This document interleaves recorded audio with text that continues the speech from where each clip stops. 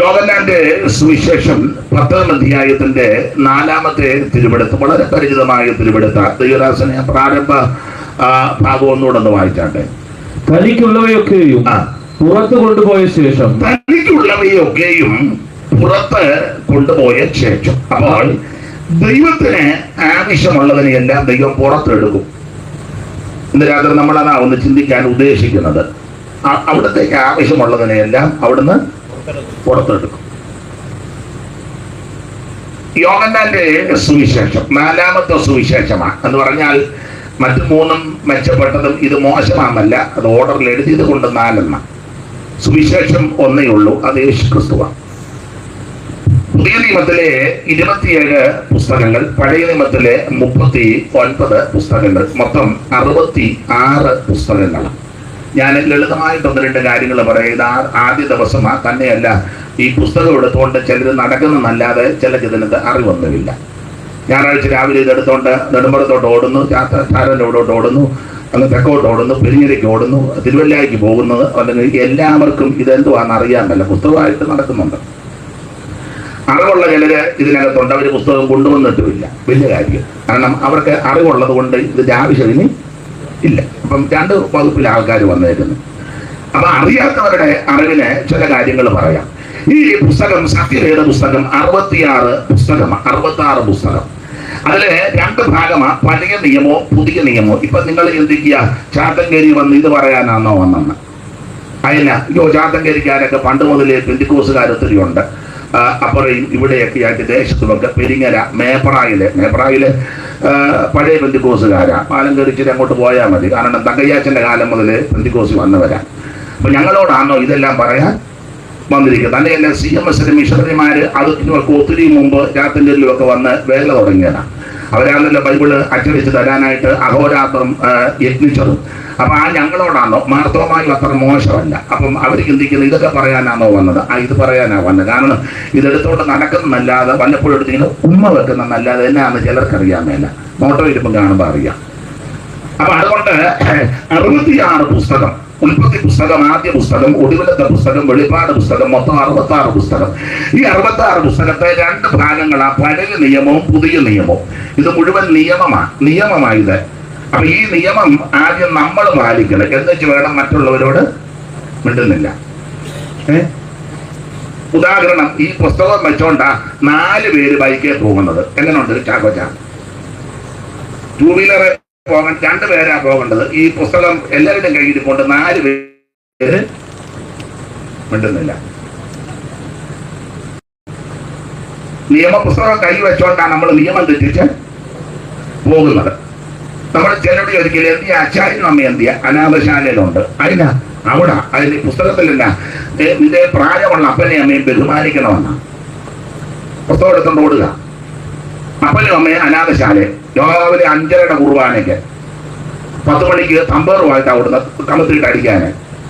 അപ്പൊ നിങ്ങൾ ചിന്തിക്കുകയായിരുന്നു, ഇയാളെ വിളിക്കേണ്ട ഒരു കാര്യവും ഇല്ല. നാളെ മറ്റന്നാളും ഒക്കെ അവർക്ക് നന്നായിട്ട് പറയും, ഇന്നിങ്ങനെ അങ്ങോട്ട് പോട്ടെ. പണ്ടൊരാൾ പറഞ്ഞ പോലെ ചിങ്ങം വരെ പോട്ടെന്ന് പറഞ്ഞ പോലെ ഇന്നിങ്ങനെ പോട്ടെ. അപ്പൊ നിയമം പാലിക്കേണ്ടത് നമ്മളാ. ഇത് നിയമമാണ്, പഴയ നിയമവും പുതിയ നിയമം. അപ്പൊ 2 ഭാഗമായിട്ടാ. പഴയ നിയമം 39 പുസ്തകവും പുതിയ നിയമം 27 പുസ്തകം. ഏതാണ്ട് 1600 കൊല്ലം കൊണ്ട് 40 എഴുത്തുകാർ ലോകത്തിന്റെ വിവിധ ഇടങ്ങളിൽ ഇരുന്നാണ് ഈ പുസ്തകം എഴുതിയിരിക്കുന്നത്. 40 എഴുത്തുകാർ, പലരും തമ്മിൽ കണ്ടിട്ടില്ല, പലരും പല ജീവിച്ചവരാ, പലരും പല നൂറ്റാണ്ടിൽ ജീവിച്ചവരാ. പക്ഷെ ഇത് എഴുതി ായി പുസ്തകത്തിന്റെ വിശേഷത എന്ന് പറഞ്ഞാൽ, പുസ്തകത്തിൽ തിരുത്തേണ്ട ഗതികേട് വന്നിട്ടില്ല, വെട്ടേണ്ട ഗതികേട് വന്നിട്ടില്ല, തൂക്കുറവർ കൊണ്ട് തൂത്ത് വേറെ ചേർക്കേണ്ട ഗതികേട് വന്നിട്ടില്ല. അതുപോലെ ശ്രേഷ്ഠമേറിയ പുസ്തകമാണ് സത്യവേദ പുസ്തകം. ഇതുപോലൊരു പുസ്തകം ഉലകത്തിൽ ഉണ്ടായിട്ടില്ല, ഉണ്ടാകത്തുമില്ല, ഉണ്ടാക്കാൻ പോകത്തില്ല. ഈ പുസ്തകം ലഭിച്ചതിനാൽ ദൈവത്തിന് മഹത്വം തരാം. അങ്ങനെയുള്ള ഈ സത്യവേദ പുസ്തകം 40 എഴുത്തുകാര് ഏതാണ്ട് 1600 കൊല്ലം കൊണ്ടെഴുതി. എല്ലാം വിവരിക്കാൻ നേരമില്ല, കർത്താവിന് മഹത്വം. അതിലെ പുതിയ നിയമത്തിലെ 27 പുസ്തകം 8 എഴുത്തുകാര് ചേർന്ന് എഴുതിയതാണ്. 8 എഴുത്തുകാര്. ആ 8 പേരിൽ 4 പേര് അപ്പോസ്തലന്മാർ, 4 പേര് അപ്പോസ്തലന്മാരല്ല. അപ്പോസ്തലന്മാര് 4 പേര്, 1 മത്തായി, 2 പത്രോസ്, 3 യോഹന്നാൻ, 4 പൗലോസ്. 4 അപ്പോസ്തലന്മാര്. പിന്നെ 4 പേര് അപ്പോസ്തലന്മാരല്ല. അതാരാന്ന് ചോദിച്ചാൽ മർക്കോസും ലൂക്കോസും യാക്കോബും യൂദയും. ഈ 4 പേര് തൂങ്ങിച്ചത്ത യൂദയല്ല. ഞെട്ടുന്ന ചിലര് അപ്പോൾ 4 പേര് അപ്പോസ്തലന്മാരും 4 പേര് അപ്പോസ്തലന്മാരല്ല. അങ്ങനെ 8 പേര് ചേർന്ന പുതിയ നിയമത്തിലെ 27 പുസ്തകം എഴുതിയത്. അപ്പോൾ തന്നെ പുതിയ നിയമത്തിലെ ഏറെ പുസ്തകം എഴുതിയത് അല്ല, വേറെ പുസ്തകത്തിൽ തന്നെ ഏറെ പുസ്തകം എഴുതിയത് പൗലോസ. ഏതാണ്ട് 13 ലേഖനം തീർത്ത് നമുക്ക് പറയാം. ഒന്ന് തർക്കത്തിലാണെങ്കിലും ഞാൻ തർക്കിക്കാനില്ല, കാരണം സഭയ്ക്കും തർക്കമില്ല. 14 പൗലോസ് എഴുതിയതാണ്. അപ്പോൾ ഏറെ പുസ്തകം എഴുതിയത് ധന്യനായ പൗലോസ്. തൊട്ട് പുറകെ 2 പേരാണ് നിൽക്കുന്നത്. പഴയ നിയമത്തിലും ഉണ്ട് ഒരാൾ, പുതിയ നിയമത്തിലും ഒരാൾ. പഴയ നിയമത്തിൽ തൊട്ട് പുറകെ നിൽക്കുന്ന 5 പുസ്തകം എഴുതിയ മോശെ, പുതിയ നിയമത്തിൽ 5 പുസ്തകം എഴുതിയ യോഹന്നാൻ. ഇങ്ങനെയാണ് 2 പേര് സമസമമാണ്. അപ്പോൾ വേദപണ്ഡിതാക്കൾ പറയുന്നത് ഈ പുതിയ നിയമത്തിലെ പഞ്ചഗ്രന്ഥമാണ് യോഹന്നാന്റെ പുസ്തകം. അല്ല, അവൻ പഴയ നിയമത്തിലെ പഞ്ചഗ്രന്ഥം മോശെ എഴുതിയ ആദ്യത്തെ 5 പുസ്തകം, ഉൽപ്പത്തി പുസ്തകം, പുറപ്പാട് പുസ്തകം, ലേവ്യ പുസ്തകം, സംഖ്യാ പുസ്തകം, ആവർത്തന പുസ്തകം, അങ്ങനെ 5 പുസ്തകം. പുതിയ നിയമത്തിലെ 5 പുസ്തകം എഴുതിയത് യോഹന്നാൻ അപ്പോസ്തലനാ. ഒന്ന് സുവിശേഷ പുസ്തകം, രണ്ടാമത് എഴുതിയത് 3 ലേഖനം അദ്ദേഹം നമുക്ക് തന്നിട്ടുണ്ട്. യോഹന്നാന്റെ 1-ാം ലേഖനവും 2-ാം ലേഖനവും 3-ാം ലേഖനവും, പിന്നെ വെളിപ്പാട് പുസ്തകവും. വളരെ ശക്തമായിട്ട് ദൈവം യോഹന്നാനെ ഉപയോഗിച്ചു. ഞാൻ പറയാറുണ്ട്, യോഹന്നാന്റെ ഒരു പ്രത്യേകത, പ്രാരംഭത്തിലൊക്കെ അല്പം എടുത്തിയാട്ടക്കാരൊക്കെയാണ്. അവർ ഒരു ബ്രദർ ഉണ്ടായിരുന്നു, പുള്ളിയുടെ പേര് യാക്കോബ് എന്നാ. യോഹന്നാന്റെ സഹോദരൻ യാക്കോബ്, ഇവരുടെ അപ്പച്ചന്റെ പേര് സെബദി എന്ന. അതുകൊണ്ട് സെബദി പുത്രന്മാര് എന്ന്. അമ്മയുടെ പേര് ശലോമയ. അത് യേശുക്രിസ്തുവിന്റെ അമ്മ മറിയത്തിന്റെ ഇളയ സഹോദരിയാണെന്നാ പറയുന്നത്. ദൈവത്തിന്റെ മഹത്വം. എന്നാ നിങ്ങൾ ഇങ്ങനെ ഇരിക്കുന്നേ?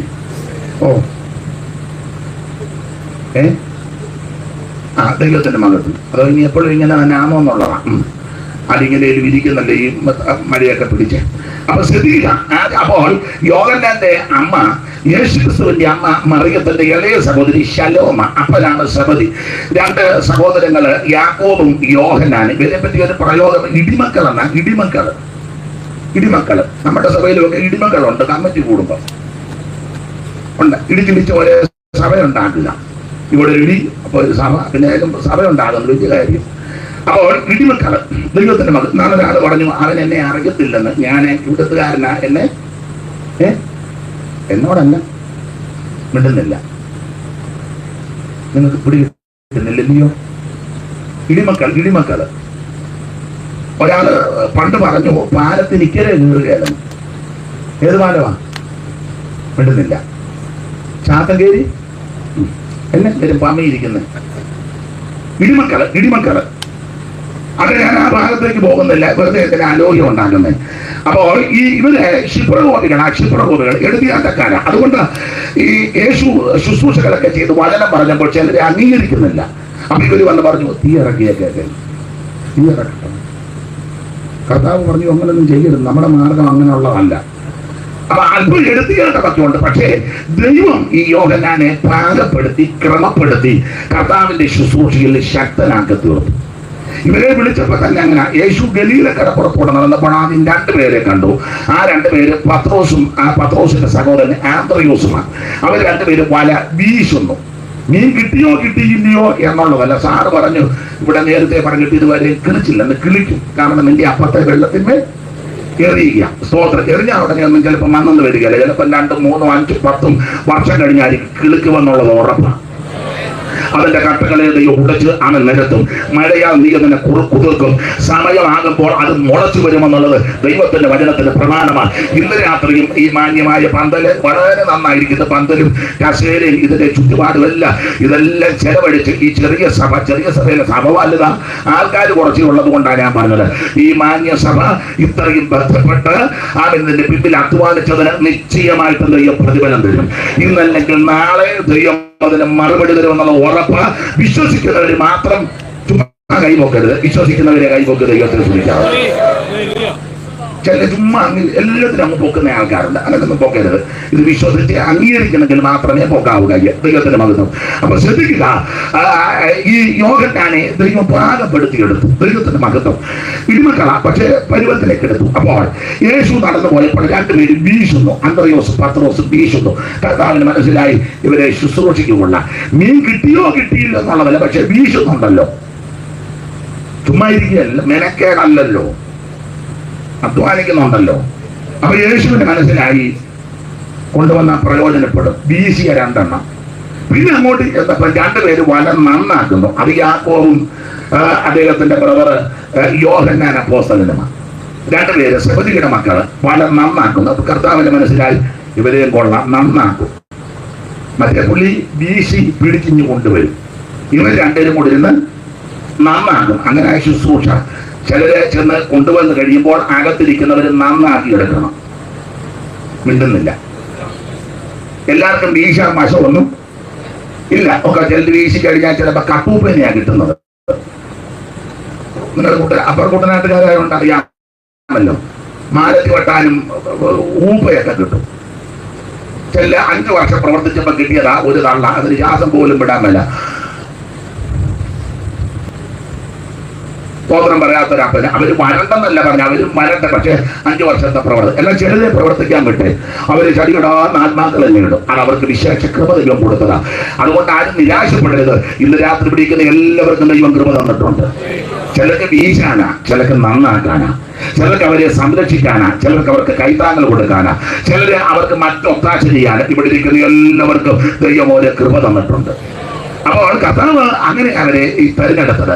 അപ്പൊ പത്രോസും അന്ത്രയോസും ഒക്കെ വീശി പിടിച്ചു. അതിലെ ഒറ്റ വീശിന് 3000 എണ്ണം കയറിയില്ലേ? ഒറ്റ വീശിന് 3000 എണ്ണം. കർത്താവ് ഞാനത് തിരോടാ സ്വോത്രം വീശിയ പുള്ളിയെ കൊണ്ടുവന്നത് ദൈവത്തിന്റെ മഹത്വം. അപ്പൊ യോഹന്നാൻ നന്നാക്കുന്നവനാ.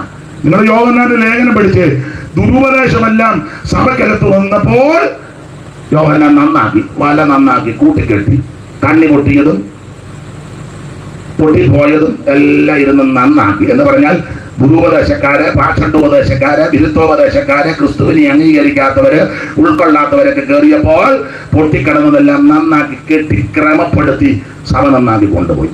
അതാ ഞാൻ പറഞ്ഞു, പിടിച്ചിരിക്കുന്ന എല്ലാവരും ദൈവം ഓരോ ശുശ്രൂഷ ഏൽപ്പിച്ചിട്ടുണ്ട്. ദൈവത്തിന് മഹത്വം. അതെ, നമുക്ക് മുമ്പോട്ട് പോകാൻ ഞാൻ സമയമില്ലാത്തത് കൊണ്ട് വളരെ തിടുക്കത്തോടാണ് നിൽക്കുന്നത്. കർത്താവിന് മഹത്വം ഉണ്ടാകട്ടെ.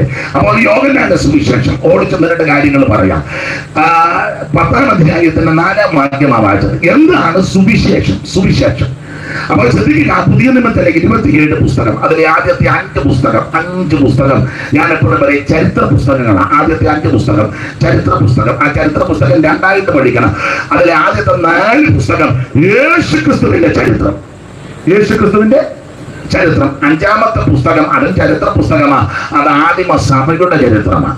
അപ്പോൾ ആദ്യത്തെ 5 പുസ്തകം ചരിത്ര പുസ്തകം, അതിൽ 4 പുസ്തകം യേശുക്രിസ്തുവിന്റെ ചരിത്രം. ശ്രദ്ധിക്കണേ, യേശുക്രിസ്തുവിന്റെ ചരിത്രം കേൾക്കാൻ കൊള്ളാവുന്ന ചരിത്രം, കേട്ടിരിക്കാൻ കൊള്ളാവുന്ന ചരിത്രം, നല്ല ചരിത്രം. മറ്റു ചരിത്രം ഒന്നും അധികം കേട്ടിരിക്കാൻ കൊള്ളില്ല. വിശേഷിച്ച് നമ്മുടെയൊക്കെ ചരിത്രം അധികം പറയാതിരിക്കുന്നതാ.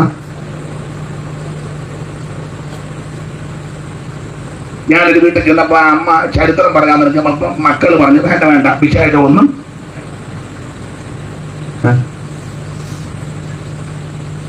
അറിയാം, അവർക്കറിയാം, പിള്ളേർക്കറിയാം അമ്മയുടെ വിശേഷമല്ല. അത് പറഞ്ഞാൽ കൂടുതൽ ചരിത്രം ഒന്നും. അത് ഞാൻ എന്റെ കാര്യം കണ്ടെടുക്കുക. നമ്മൾ അധികം ചരിത്രം പറയാതിരിക്കുന്നതാ നല്ലത്. നമ്മുടെ കുടുംബ ചരിത്രം ചെല്ലുപടത്തിൽ ഞങ്ങൾ ഏത് ഫാമിലിയാണെന്നറിയാമോ? സ്ഥലമൊന്നും ഞാൻ പറയുന്നില്ല. ഒരിക്കലും ഒരുത്തനെ എഴുന്നേറ്റ് പറഞ്ഞു, ഇന്ന ഫാമിലി പെട്ടതാ, ഞങ്ങൾ ഇവിടുത്തെ നമ്പർ 1. അപ്പൊ എൻ്റെ അടുത്ത് വേറൊരു പുള്ളി ഇരുന്നു. പുള്ളി എന്നോട് പറഞ്ഞു, അവൻ്റെ അമ്മയുടെ അനിയത്തി 3 പേരുടെ കൂടെ പോയതാണ്. ആ ചരിത്രം എനിക്കറിയാം. അവൻ സ്റ്റേഡിയിൽ നിന്ന് വലിയ ചരിത്രം പറഞ്ഞപ്പോൾ അറിയാവുന്ന പുള്ളി പറഞ്ഞു, ചാക്കോച്ചാൻ ഞാൻ പറഞ്ഞു പിടികിട്ടിയില്ലേ? അതാണ്. അതുകൊണ്ടാണ് ഞാൻ പറഞ്ഞത്, എൻ്റെ നിങ്ങളിൽ ഒന്നും ചരിത്രം അധികം വിളപ്പണ്ട. എല്ലാ ചരിത്രവും എല്ലാവർക്കും അറിയാം. പിന്നെ ചില കാശും പുത്തലും ഒക്കെ കിട്ടുമ്പം പുതിയ ചരിത്രമൊക്കെ ചിലർ കൊണ്ടുവരും. അതുകൊണ്ട് എൻ്റെ നിങ്ങളുടെ ചരിത്രം ഒന്നും പറയണ്ട. കേട്ടിരിക്കാൻ പറ്റുന്ന ചരിത്രം യേശുവിന്റെ ചരിത്രമാണ്. അപാകതയില്ലാത്ത ചരിത്രം, ന്യൂനതയില്ലാത്ത ചരിത്രം, പാളിച്ചയില്ലാത്ത ചരിത്രം,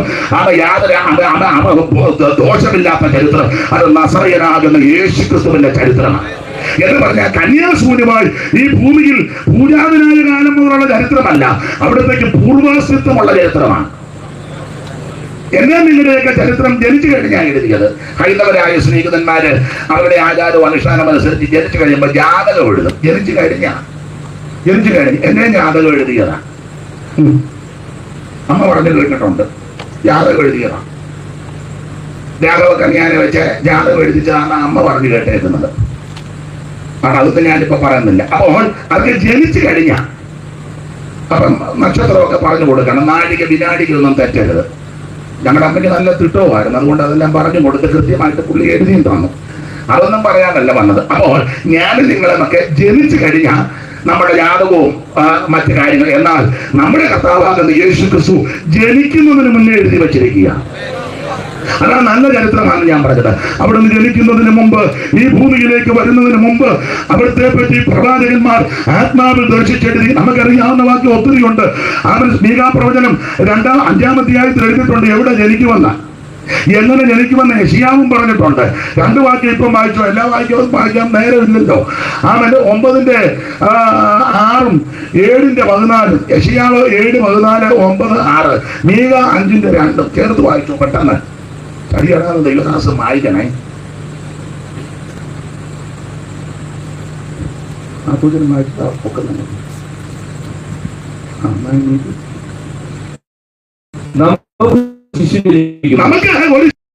നമുക്ക് ഒരു മകൻ നൽകപ്പെട്ടിരിക്കുന്നു. ആധിപത്യം അവന്റെ തോളിലിരിക്കും. അവൻ അത്ഭുത മന്ത്രി, വീരനാം ദൈവം, നിത്യപിതാവ്, സമാധാന പ്രഭു എന്ന് പേർ വിളിക്കപ്പെടും. യേശുക്രിസ്തുവിനെ പറ്റിയുള്ള പ്രവചനം വായിക്കുന്നവർക്കറിയാം. ദൈവത്തിന് മകത്ത് 7:14 വായിച്ച് അറിവുള്ള വാക്യമാണ്. 7:14. അതുകൊണ്ട് കർത്താവ് തന്നെ നിങ്ങൾക്ക് ഒരു അടയാളം തരും. പിന്നെയോ ഗർഭിണിയായ ഒരു മകനെ പ്രസവിക്കും. കന്യാസൂനുമായി ഈ ഭൂമിയിൽ നമ്മുടെ കർത്താവാകുന്ന യേശു ക്രിസ്തു ജനിക്കുന്നതിന് നൂറ്റാണ്ടുകൾക്ക് മുമ്പേ അവിടുത്തെ പറ്റി തിരുവെടുത്ത് എടുത്തു വെച്ചിരിക്കുക. അതുപോലെ ചരിത്രമുള്ളവനാ ക്രിസ്തു. സ്തോത്രം. എവിടെ ജനിക്കുമെന്നാ മീക 5:2 പറഞ്ഞേക്കുന്നത്. വായിച്ചേ, പെട്ടെന്ന് വായിച്ചു. അറിവുള്ള വാക്യം എന്നാലും കർത്തദാസൻ വായിച്ചു തരുന്നതിന് ഒത്തിരി നന്ദിയുണ്ട് കേട്ടോ. ദൈവത്തിന് മഹത്വം, കർത്താവിന് മഹത്വം ഉണ്ടാകട്ടെ. നീയോ ബേത്ലഹേമേ, നീ യഹൂദ സഹസ്രങ്ങളിൽ ചെറുതായിട്ടിരുന്നാലും ഇസ്രായേലിന് അധിപതിയായിരിക്കുന്നവൻ എനിക്ക് നിന്നിൽ നിന്നും ഉത്ഭവിച്ചു വരും. അപ്പൊ നീ ചെറുതാ, പക്ഷേ അത് അധിപതിയായവൻ നിന്നിൽ നിന്നാ വരുന്നത്.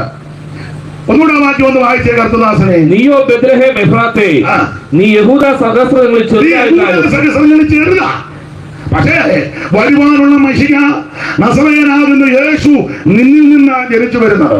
അവിടെ ജനിക്കുന്നത്. പക്ഷെ യേശു ജനിച്ചപ്പോ ഇവിടെ ചെറുതാന്ന് പറഞ്ഞത് പിന്നീട് വായിച്ച വലുതാണ്. മത്തായി അങ്ങനെ എഴുതിയേക്കുന്നത്. വായിച്ചേ, മത്തായി സുവിശേഷം 2-ാം അധ്യായത്തിൽ അല്ലയോ ദൈവത്തിന്റെ മഹത്വം. ബേത്ലഹേമിനെ പറ്റി ഒരു പരാമർശമുണ്ടല്ലോ, ആ തിരുവെടുത്തൊന്ന് വായിച്ചാട്ടെ. ദൈവത്തിന്റെ മഹത്വം. യഹൂദദേശത്തിലെ ബേത്ലഹേമേ, ഈ യഹൂദ പ്രഭുക്കന്മാരുടെ ഒട്ടും ചെറുതല്ല. അവിടെ വായിക്കുന്നത് ഈ ചെറുതാ. മീകാ പ്രവചനത്തിൽ വായിച്ചത് ചെറുതാ. പക്ഷേ യേശു അവിടെ ജനിച്ചപ്പോൾ പറയുക, നീ ചെറുതല്ല, അവൻ ഒട്ടും ചെറുതല്ല, അവൻ നീ ശ്രേഷ്ഠനാ. ഇന്ന് രാത്രി നിന്റെ അപാകതകളും ന്യൂനതകളും പോരായ്മകളും പോഷത്വങ്ങളും പാലിച്ചുകൾക്കെല്ലാം പരിഹാരം വരുത്തുവാൻ കഴിവുള്ളവനാ യേശു. സാറ് ഒരു വാക്ക് പറഞ്ഞത് നിങ്ങളെല്ലാം ശ്രദ്ധിച്ചല്ലോ. സ്തോത്രം. ഞാൻ ശ്രദ്ധിച്ചു. ദൈവത്തിന്റെ മഹത്വം ശ്രദ്ധിച്ചല്ലോ. കുടികിടപ്പെന്ന് പറഞ്ഞില്ലയോ? പക്ഷേ ദൈവം വലുതാക്കി. ആത്മീകത്തിലും ഭൗതികത്തിലും ദൈവത്തിന്റെ മഹത്വം. നീ യേശുവിന് ഇടം കൊടുക്ക, യേശുവിനെ രക്ഷിതാവായി സ്വീകരിക്ക, യേശുവിന് ഹൃദയം കൊടുക്ക. നിന്റെ ഇന്നത്തെ സ്ഥിതിക്ക് ദൈവം മാറ്റം വരുത്തും. പെന്തിക്കോസുകാർ മാറ്റം വരുത്തുവന്നല്ല, ദൈവം വരുത്തുവന്ന. ചെന്ന് പറഞ്ഞ കഞ്ഞിയും കാശുമൊക്കെ കൊടുത്ത് ആൾക്കാരെ ആക്കുന്നത്. പിന്നെ ചോറ് കൊടുത്തിട്ട് ഏൽക്കുന്നില്ല.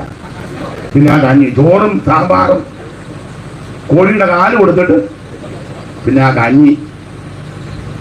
ഊളത്തരം പറയുന്നതിന് അധികം ഒരു ഇത് വേണ്ട. ദൈവത്തിന്റെ മഹത്വം. അപ്പൊ ഒരു കാര്യം, യേശുക്രിസ്തു ജനിക്കുന്നതിന് എത്രയോ കൊല്ലം മുമ്പ് അവിടുത്തെ പറ്റി എഴുതിയിരിക്കുന്നത്. അതാണ് ഞാൻ പറയാം, നല്ല ചരിത്രമായ യേശുവിന്റെ ചരിത്രം. ജനിക്കുന്നതിനും നൂറ്റാണ്ടുകൾക്ക് മുമ്പ് ചരിത്രമെല്ലാം എഴുതി വച്ചിരിക്കുക. കൊരിന്ത്യലേഖനത്തിൽ പൗലോസ് പറഞ്ഞത് ചുമ്മാ ജനിച്ചതല്ല, ചുമ്മാ ജീവിച്ചതല്ല, ചുമ്മാ മരിച്ചതല്ല. അവിടുത്തെ പറ്റി തിരുവഴുത്ത് നേരത്തെ എഴുതി വച്ചിരിക്കുക. 15:3 മുതൽ വായിച്ചു. കൊരിന്ത്യർക്ക് എഴുതിയ 1-ാം ലേഖനം 15-ാം അധ്യായത്തിന്റെ 3 മുതൽ വായിച്ചു. ക്രിസ്തു നിങ്ങളുടെ പാപങ്ങൾക്ക് വേണ്ടി തിരുവഴുത്തിന് പ്രകാരം മരിച്ചു അടക്കപ്പെട്ടു. ക്രിസ്തു നിങ്ങളുടെ പാപങ്ങൾക്ക് വേണ്ടി പാപപരിഹാരം വരുത്തുവാൻ തിരുവഴുത്തുകളിൻ പ്രകാരം മരിച്ചു അടക്കപ്പെട്ട് തിരുവെഴുത്തുകളിൻ പ്രകാരം മൂന്നാം നാൾ ഉയർത്തെഴുന്നേറ്റു. അങ്ങനെയെങ്കിൽ ഇങ്ങനെ ചേർത്തൊന്ന് ചിന്തിച്ചോ. അവൻ യേശു ക്രിസ്തു തിരുവെടുത്ത് പറഞ്ഞതുപോലെ ഈ ഭൂമിയിൽ ജനിച്ചു, തിരുവെടുത്ത് പറഞ്ഞതുപോലെ അവിടുന്ന് ജീവിച്ചു, തിരുവെടുത്ത് പറഞ്ഞതുപോലെ അവിടുന്ന് മരിച്ചു, തിരുവെടുത്ത് പറഞ്ഞതുപോലെ അവിടുന്ന് ഉയർത്തു. അങ്ങനെയെങ്കിൽ പ്രിയരെ, തിരുവെടുത്ത് പറയുന്നത് പോലെ അവിടുന്ന് തിരിച്ചു വരും. അതാണ് നമ്മുടെ പ്രത്യാശ. നിങ്ങൾ ഒരു സഹകരണ മനോഭാവത്തോടിരിക്കണം. നിങ്ങളിങ്ങനെ എന്തുവാ പോട്ടെ, അത് സ്റ്റേഡിയമിലിരിക്കുന്നവർ എല്ലാവരും ചുമ്മാ ഇരുന്നേച്ചൊന്നും കാര്യമില്ല. ഞാനും ഉണ്ടായിരുന്നെന്ന് പറഞ്ഞിട്ട് നമ്മളെല്ലാം കൂടെ ഒന്നിച്ചാ ശുശ്രൂഷിക്കുന്നത്. ദൈവത്തെ ചില പാസ്റ്റർമാരുണ്ട്, അവർ പ്രസംഗിക്കുമ്പോൾ എല്ലാവരും ഇളകിക്കോട്ടെ, ഇവരനങ്ങുകയല്ല. അങ്ങനെയുള്ളവരാരും സ്റ്റേഡിയമിലിരിക്കരുത്. പിന്നെ തീരെ വയ്യാത്തവരും സാറിനെ പോലുള്ളവരൊക്കെ ആവശ്യതയുള്ളവർ ഇളകണ്ട, വല്ല കുഴപ്പം വന്നാൽ പിന്നെ ആശുപത്രി കൊണ്ടുപോകണം. എങ്കിലും എനിക്ക് കാണുമ്പോൾ അറിയാം ഇതൊക്കെ സഹകരിക്കുന്നത് എങ്ങനെയാണ്. നിങ്ങൾ സഹകരിക്കുന്നതിൽ ദൈവത്തെ മഹത്വപ്പെടുത്തോ, നാം ഒന്നിച്ച് കർത്താവിനെ മഹത്വപ്പെടുത്തണം.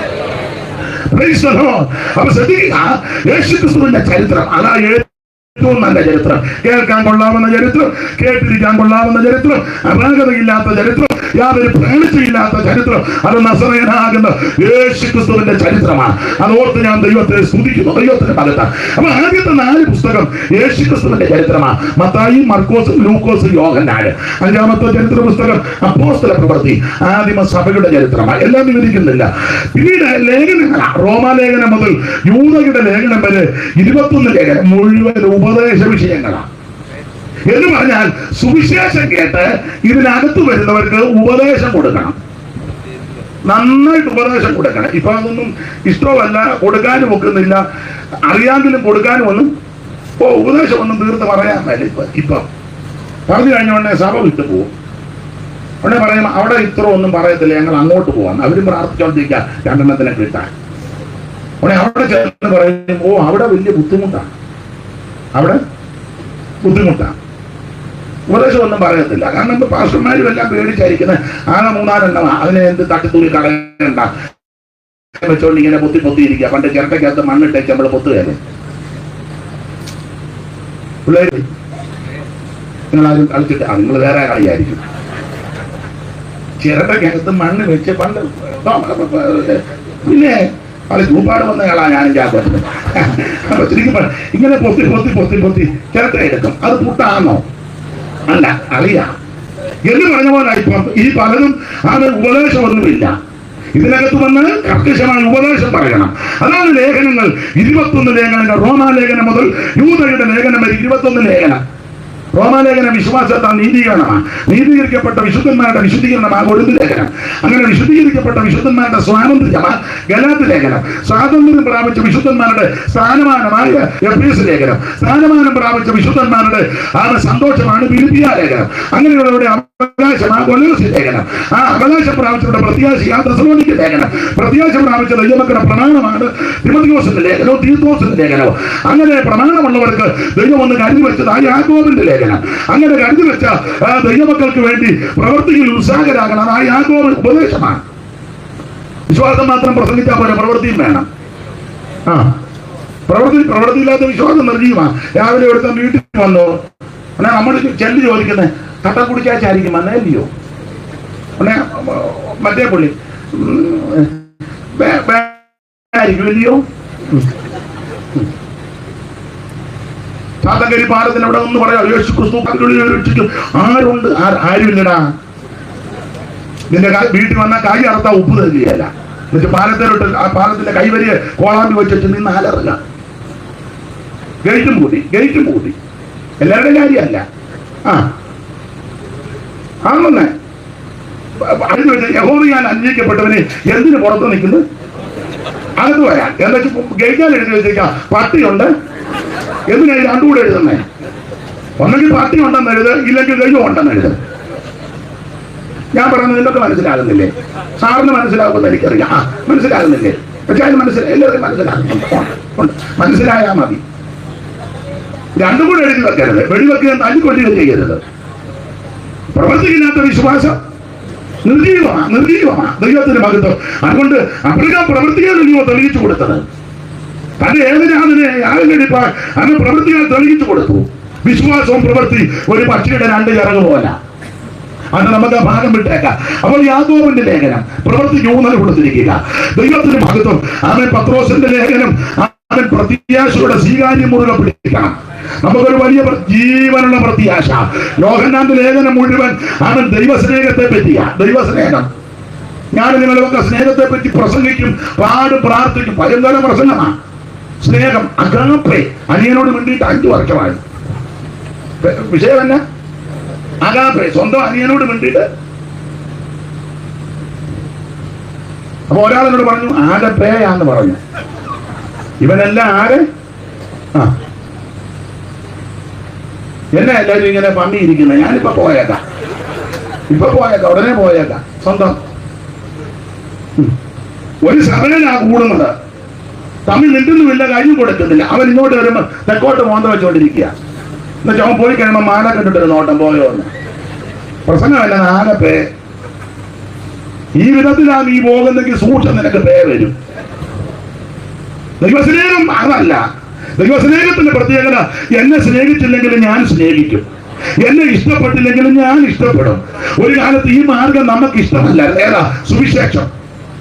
ലഘുലേഖ വന്നപ്പോൾ, സുവിശേഷം പറഞ്ഞപ്പോൾ ദൈവദാസന്മാർ വീട്ടിൽ വന്നപ്പോൾ ആട്ടി ഓടിച്ചതാ, ആക്ഷേപിച്ചു വിട്ടതാ. അവൻ ലഘുലേഖ കീഴിക്കളഞ്ഞതാ.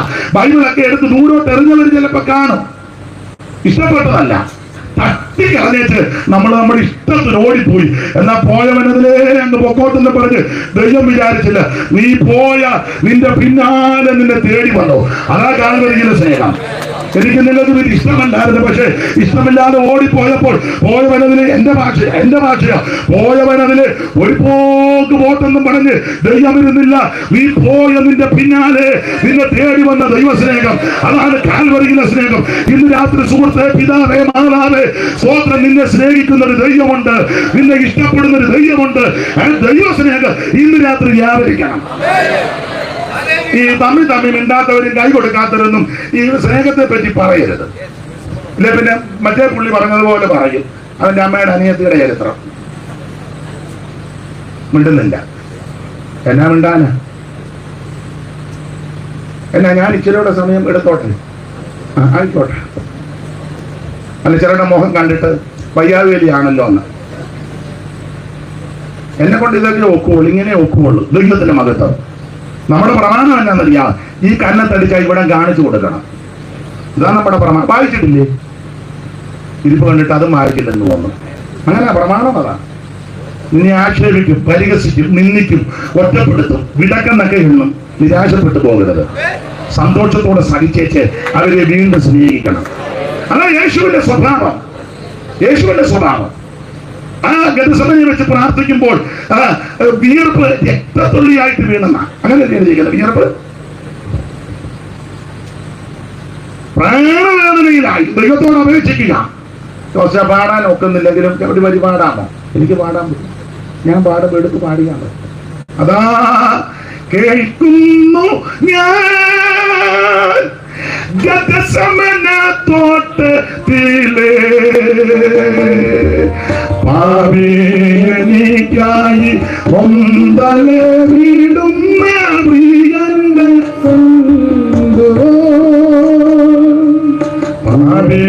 പാപിയെനിക്കായി ഒന്തലെ വീടുന്ന പ്രിയന്റെ ശബ്ദമേ അതാ കേൾക്കുന്നു ഗതസമന തോട്ടത്തിലെ പാപിയെനിക്കായി ഒന്തലെ വീടുന്ന പ്രിയന്റെ ശബ്ദമേ. പ്രാണവേദനയിലായി വിയർപ്പ് രക്തത്തുള്ളിയായി നിലത്ത് വീണു. മനുഷ്യവർഗത്തിന്റെ പാപം പരിഹരിക്കുക, അത് വഹിക്കുക. ഈ സമയത്ത് യൂദയുടെ ഒറ്റക്കൊടുപ്പിനാൽ വാളും വടിയും തീവട്ടിയും ബന്ധങ്ങളുമായി ഒരു കള്ളനെ, കൊള്ളക്കാരനെ, കൊലപാതകനെ പിടിച്ചു കെട്ടുന്നത് പോലെ അവൻ തോട്ടത്തിലേക്ക് ചാടിക്കയറി വന്ന് യേശുവിനെ പിടിച്ചു കെട്ടാൻ. അപ്പോൾ മഹാപുരോഹിതന്റെ ശിഷ്യനുമൊക്കെ ഉണ്ട് കൂടെ. പത്രോസ് പെട്ടെന്ന് ഇഷ്ടപ്രകോപിയാണല്ലോ, വാളെടുത്ത് വെട്ടി. എന്റെ ചിന്ത പെടലി വെട്ടിയതാ. പക്ഷെ എന്റെ കാര്യം ഉറക്കപ്പിച്ചിന് വെട്ടുന്നതാ. ആണല്ലോ, അങ്ങനെ ഇട്ടിട്ടുണ്ടല്ലോ. ഉറക്കം തൂങ്ങായിരുന്നു. പിന്നെ ഞാൻ കണ്ട് പലരും ഉറങ്ങുന്ന ഇപ്പോഴും. പെട്ടെന്ന് വെട്ടരുത്, കൊള്ളുകയല്ല. ഉറക്കപ്പിടിക്കാനായിരുന്നു പെട്ടെന്ന് കയറി വെട്ടതാ, പെട്ടെന്ന് വെട്ടിയതാ. പക്ഷെ ചെവിയാ, ചെവി. സ്തോത്രം. അവന്റെ ചെവി താഴെ വീണു, വേദനപ്പെട്ട് നിൽക്കുക. ശത്രുവാണ്. പണ്ട് പുരാണികളുണ്ടായിരുന്നു, അത് ചെവി മാത്രമല്ല മുറിച്ചത്, ഒരു തള്ളയുടെ. ഓ, നിങ്ങൾക്ക് അറിയത്തില്ലായിരുന്നു. പണ്ട് ഞാൻ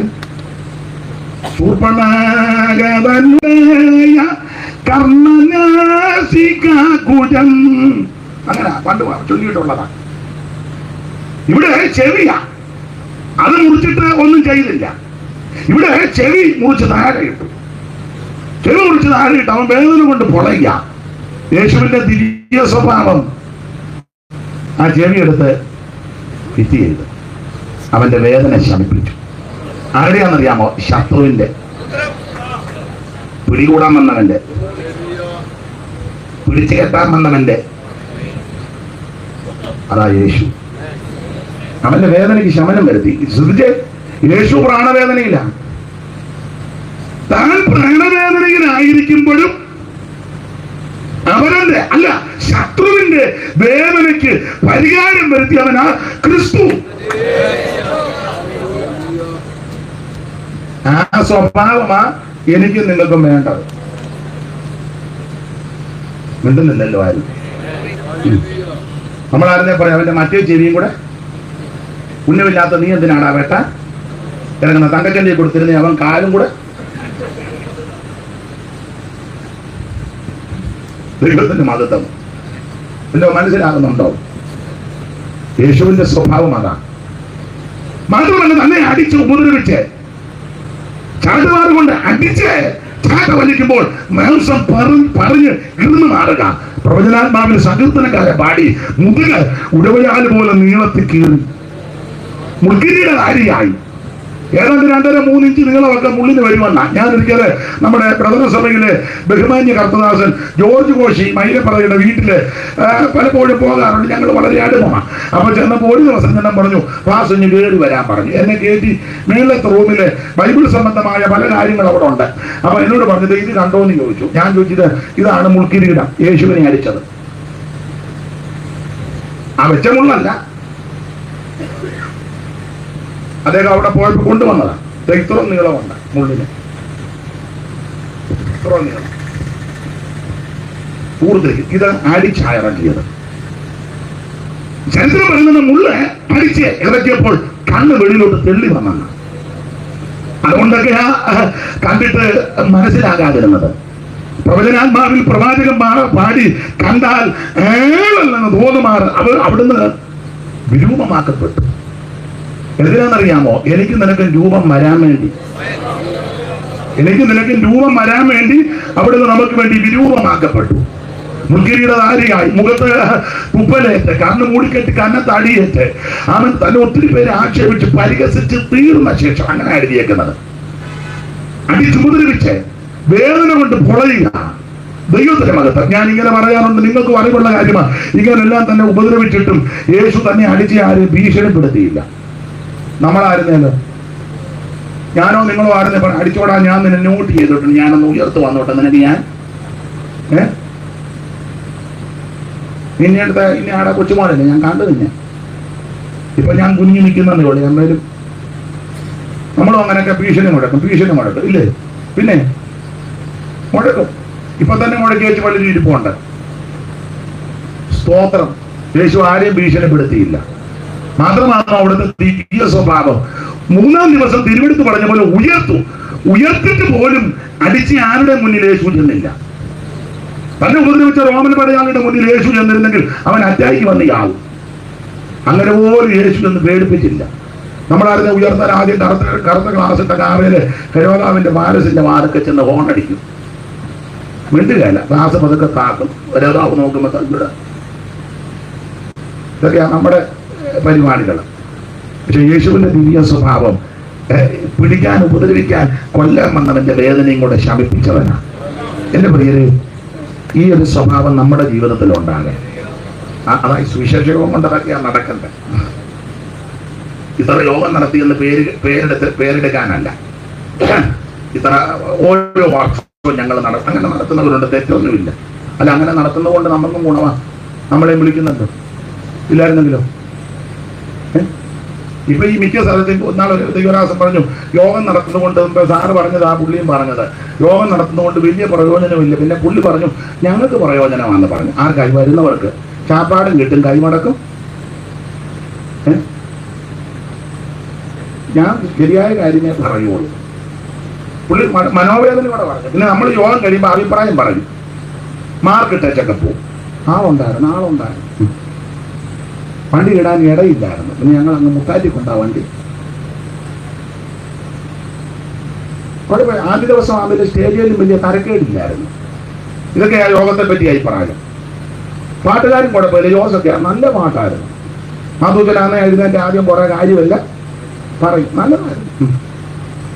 തബല വായിക്കാൻ ചിഹ്നവും വെട്ടിയാറ്റിന്ന് നല്ല യോഗമായിരുന്നു. മൈക്ക് സെറ്റ് നന്നായിട്ട് വർക്ക് ചെയ്തു ആ സഹോദരൻ. ഇതൊക്കെയാണല്ലോ ഇപ്പോൾ യോഗത്തെ പറ്റി. ആ പ്രസംഗിക്കാൻ വന്ന പുള്ളി നിലത്തും താഴെ നിന്നില്ല, കാലരാണിയായിരിക്കും. ഇതൊക്കെ അഭിപ്രായം, നല്ല അഭിപ്രായമാണ്. നമ്മളെല്ലാം ഇങ്ങനെ യോഗം നടത്തി അഭിപ്രായം പറഞ്ഞു പോവുക. എന്റെ പ്രിയര്, സാറ് പറഞ്ഞതുപോലെ സ്വഭാവത്തിന് വലിയ വ്യത്യാസം വരുന്നുണ്ടോ? എനിക്കറിയാം, ആണ്ടോടാണ്ടൊക്കെ സമാധി ഇരിക്കുമ്പോൾ 21 ഇരിക്കുന്നവരോട് സ്വന്തം സഹോദരങ്ങളോട് മിണ്ടുകയല്ല. 21 ഇരിക്കുക, കഞ്ഞിയും വെള്ളവും കുടിക്കാതെ. മിണ്ടുന്നില്ലല്ലോ നിങ്ങളാരും. എല്ലാ വർഷവും 21 മാത്രത്തിൽ ഞാൻ പറഞ്ഞ കാര്യം പിടി കിട്ടുന്നില്ലേ? ഇവർക്കാർക്കും പിടി കിട്ടുന്നില്ല എന്നാ തോന്നുന്നത്.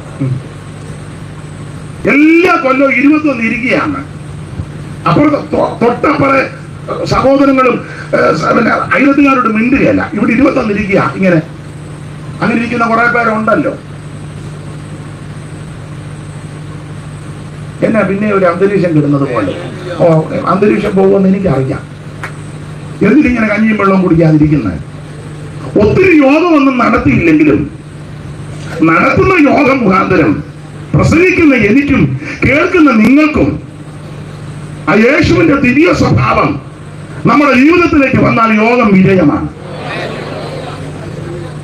നമ്മളെല്ലാം നന്നായിട്ട് പാടും, ഇവര് നന്നായിട്ട് പാടും. പാട്ടിന് വരുന്ന യേശുവേ നിന്റെ രൂപം ഈ എന്റെ കണ്ണുകൾ എത്ര സൗന്ദര്യം എന്നെയും ഇങ്ങേ പോലെയാക്കണം മുഴുവൻ. നാഗൽ സാഹിബിന്റെ വളരെ അർത്ഥസമ്പുഷ്ടമായ പാട്ടാ. യേശുവേ നിന്റെ രൂപം എന്റെ കണ്ണുകൾക്ക് എത്ര സൗന്ദര്യം, ശിഷ്യനാകുന്ന എന്നെയും അങ്ങയെ പോലെ ആക്കണം മുഴുവൻ. കുറച്ചെങ്കിലും ആകണം, മുഴുവനായില്ലെങ്കിലും. ദൈവത്തിന്റെ മഹത്വം. നമുക്ക് ആ ഭാഗം വിട്ടൊക്കെ പലരും വിഷമിക്കുന്നതായിട്ട് ഞാൻ കാണും. ഇപ്പൊ നിങ്ങൾ ചിന്തിക്കുക, അങ്ങ് എഴുന്നേറ്റ് പോയാൽ മതി. അപ്പൊ ചെല്ലു പറഞ്ഞ് പോകരുതായിട്ട് ബോധമെന്നുള്ളവനല്ല, വല്ലതും വിളിച്ചു പറയും. അതായത് ആകാശിന് വിവരമുള്ളവനല്ല. അതുകൊണ്ട് വലചാതി നിർത്തിയേച്ച് പോയാൽ മതി. ഒരു വിളിവുള്ളവനല്ല. വിളിവ് കേട്ടവനെ തന്നെ ഇന്ന് വിളിച്ചത് എന്നാണ് ഇപ്പൊ ചെല്ലു ചിന്തിക്കുന്നത്. അത് ഏതായാലും അങ്ങനെയൊക്കെ തന്നെ ചിന്തിക്കട്ടെ. ഏതായാലും വന്നു പോയതല്ലേ. എന്റെ പ്രിയരെ, യേശുവിന്റെ ദിവ്യ സ്വഭാവം. ക്ഷമിക്കണേ, പൊറുക്കണേ, വിട്ടുകളയണേ, ഉപേക്ഷിക്കണേ. ദൈവത്തിന് മഹത്വം. അങ്ങനെയൊക്കെ യോഗം നടത്തുകയാണെങ്കിൽ എനിക്ക് നിങ്ങൾക്കൊക്കെ വിടുതലാണ്, അനുഗ്രഹമാണ്. ഞാൻ ഒരാളെ ഉദ്ദേശിച്ചോ ഒരു സഭയെ ഉദ്ദേശിച്ചോ ഒരു സമൂഹത്തെ ഉദ്ദേശിച്ചല്ല, മുഴുവൻ ആൾക്കാരോടുമായി പറയാനേ. വിശേഷിച്ച് പല ഉപദേശമാര് പ്രസംഗിക്കുന്നത് ഞാൻ കടമെടുക്കുക, ഇങ്ങനാന്നല്ലോ 3 പേരിൽ എന്റെ തങ്കനാണ്. ഞാൻ എന്റെ കൂട്ടുസഹോദരനോട് കൂടെ പ്രവർത്തിക്കുന്നതോട് മിണ്ടാതെ കയറി അഗാപ്പെ പറഞ്ഞാലോ? ഞാൻ കൂടെ ഉള്ള ആളിനോട് പാര വെച്ച് പുള്ളിയോട് മിണ്ടുകയില്ല, മൃഗലിക്കുകയില്ല, പുള്ളിക്കെതിരെ കേസും കോടതിയായിട്ട് ഞാൻ നിന്ന് തകർക്കുക. അഗാപ്പെ മിണ്ടുന്നില്ല. മിണ്ടണ്ട. ദൈവത്തിന് മഹത്വം. നമുക്ക് സ്വഭാവത്തിന് യേശുവിന്റെ ദിവ്യ സ്വഭാവം. എല്ലാം ക്ഷമിക്കുന്ന, പൊറുക്കുന്ന ഒരു മനസ്സ് നമുക്കുണ്ടാകട്ടെ. രക്ഷപ്പെടും. ദൈവത്തിന് മഹത്വം. അത് മുമ്പോട്ട് പോകാം. അപ്പോൾ സുവിശേഷം ദൈവത്തിന്റെ മഹത്വം. യോഹന്നാന്റെ സുവിശേഷം ഓടിച്ച് പറയാം. യോഹന്നാന്റെ ഇനി വാക്യങ്ങളൊക്കെ അറിയണമെന്ന് വായിച്ചാൽ നല്ലതാ, പക്ഷേ സമയം പോകുന്നല്ലോ, അതുകൊണ്ടാണ്. അപ്പൊ ഓടിച്ചെന്ന് പറയാം. സുവിശേഷം ദൈവത്തിന്റെ മഹത്വം. എന്തുവാ ഈ സുവിശേഷം? സുവിശേഷം എന്ന് പറഞ്ഞാൽ മതം മാറ്റുകയല്ല, സഭ മാറ്റുകയല്ല, സംഘടന മാറുകയല്ല, സ്ഥലം മാറുന്നതുമല്ല. ഇവിടെ നട്ട ചുടുകണ്ണം എടുത്ത് അപ്പുറത്തെ പൊരയെടുത്ത് നട്ടു, അതാണ് സുവിശേഷം അല്ല. പണ്ട് അച്ഛൻ പറഞ്ഞത് കടമെടുക്കുക, കോഴിക്കോട്ട് പാപം ചെയ്തവനെ തീവണ്ടിയൊക്കെ എത്തി കോയമ്പത്തൂരോട്ട് വിട്ടു, അതാണോ? അല്ല, വണ്ടി മാറിയെന്നേ ഉള്ളൂ. വണ്ടി മാറിയെന്നേ. സുവിശേഷം എന്ന് പറഞ്ഞാൽ മതം മാറ്റമല്ല, സഭ മാറ്റമല്ല, സംഘടന മാറുകയല്ല, നാട്ടുകാരുടെ സൗകര്യം കെടുത്തുകയല്ല, നാട്ടുകാരുടെ സൗകര്യം കെടുത്തുകയല്ല. ഇപ്പൊ ചിലര് ഉപദ്രവിക്കുന്നൊക്കെ ഉണ്ട്. നമ്മുടെ ദേഹത്തല്ല, റോഡ് ചെല്ലുമ്പോൾ റോഡ് മുഴുവൻ ബ്ലോക്കാ, പോകാനൊക്കത്തില്ല. ആകെ ഒരു റോഡേ ഉള്ളൂ, അത് ബ്ലോക്ക് ചെയ്തു. എന്നിട്ട് ചെല്ല് ആ പൊടിമീശി വന്ന് പിരിച്ചിട്ട് ഇന്നാളെടുത്തും പറഞ്ഞു അങ്ങനെ ഉണ്ടായോ ഇവന്റെ പെമ്പളയ്ക്ക് ശ്രീധരൻ കിട്ടിയതാ. അധികാരികൾ കണ്ണടക്കുക. അതേസമയം നമ്മൾ ഒരു സുവിശേഷ യോഗം നടത്തട്ടെ.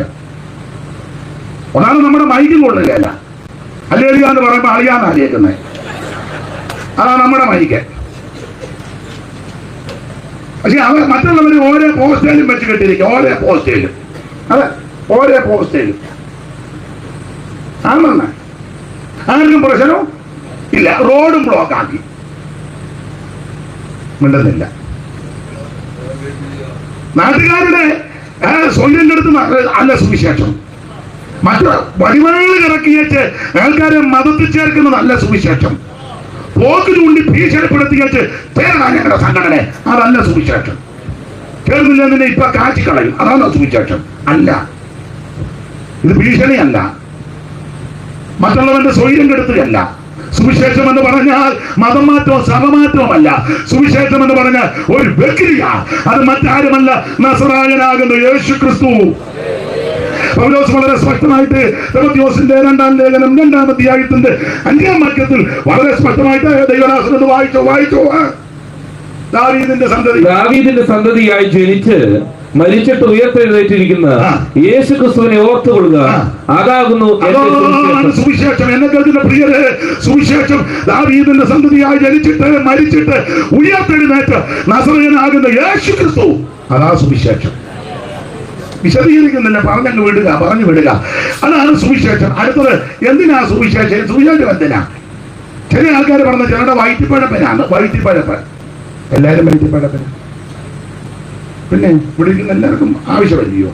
പിന്നെ ചിലരുടെ വയറ് ഇച്ചിരി വലുതും ചിലരുടെ വയറ് ചെറുതാണെങ്കിലും 8 പൊറോട്ട പിടിക്കുന്ന ആൾക്കാരുണ്ട്. എനിക്കറിയില്ല. ഈർക്കലി പരുവാണെങ്കിലും പുറകോട്ട് പോവുകയല്ല.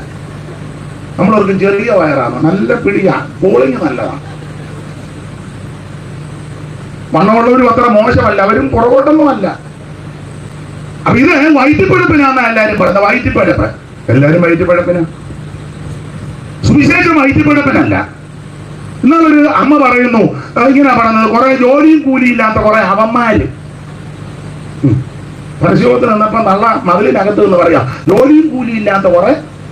ഇവിടെ ഇരിക്കുന്നവരെല്ലാം വിദ്യാഭ്യാസമുള്ള, പിന്നെ ഒട്ടുമില്ലാത്തത് എനിക്ക് ഒള്ളി സാറിനൊക്കെ, അല്ലെ പിന്നെ ബാങ്കിന്റെ മാനേജരാകുമോ? ഇവരെല്ലാം വിദ്യാഭ്യാസം ഉള്ളവരാ, പിന്നെ വിവരമില്ലാത്തത് എനിക്കേ ഉള്ളൂ. എന്നാലും എന്നെ കേട്ട് നിങ്ങൾ ഇരിക്കുന്നല്ലോ, വലിയ കാര്യം, ദൈവത്തിന്റെ മഹത്വം. ഇവരൊന്നും ഒരു ജോലിയും കൂലിയും ഇല്ലാത്തവരല്ല. അദ്ദേഹം ആണ്ട് പിന്നെ എവിടെ സൗത്ത് ആഫ്രിക്കയല്ലേ അല്ലേ? പിന്നെ സംശയമാണ് അവിടെ ആന്നല്ലേ ഇന്നാൾ എന്നോട് പറഞ്ഞിട്ട്. അതെ, ഇപ്പൊ നാട്ടിൽ വന്നു, ദൈവം അനുഗ്രഹിക്കട്ടെ. അപ്പൊ ചുരുക്കി പറഞ്ഞാൽ ഇവരെല്ലാം ശുചാനും ജോളിയാനും അയർലൻഡിൽ ആ വീട്ടിൽ ഞാൻ പോയിട്ടുണ്ട്.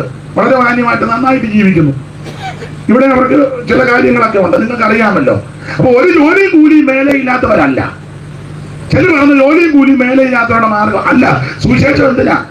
ഒരു മണിയില്ലാത്തവർ അല്ലല്ലോ. ഇവിടെ എല്ലാം ഒത്തിരി ബന്ധപ്പാടുള്ള ഗവൺമെന്റ് സർവീസിലല്ലയോ? അതെ, ഇന്നാളെ എന്നോട് പറഞ്ഞായിരുന്നല്ലോ, സാറിന്റെ സണ്ണിലല്ലയോ? അതെ,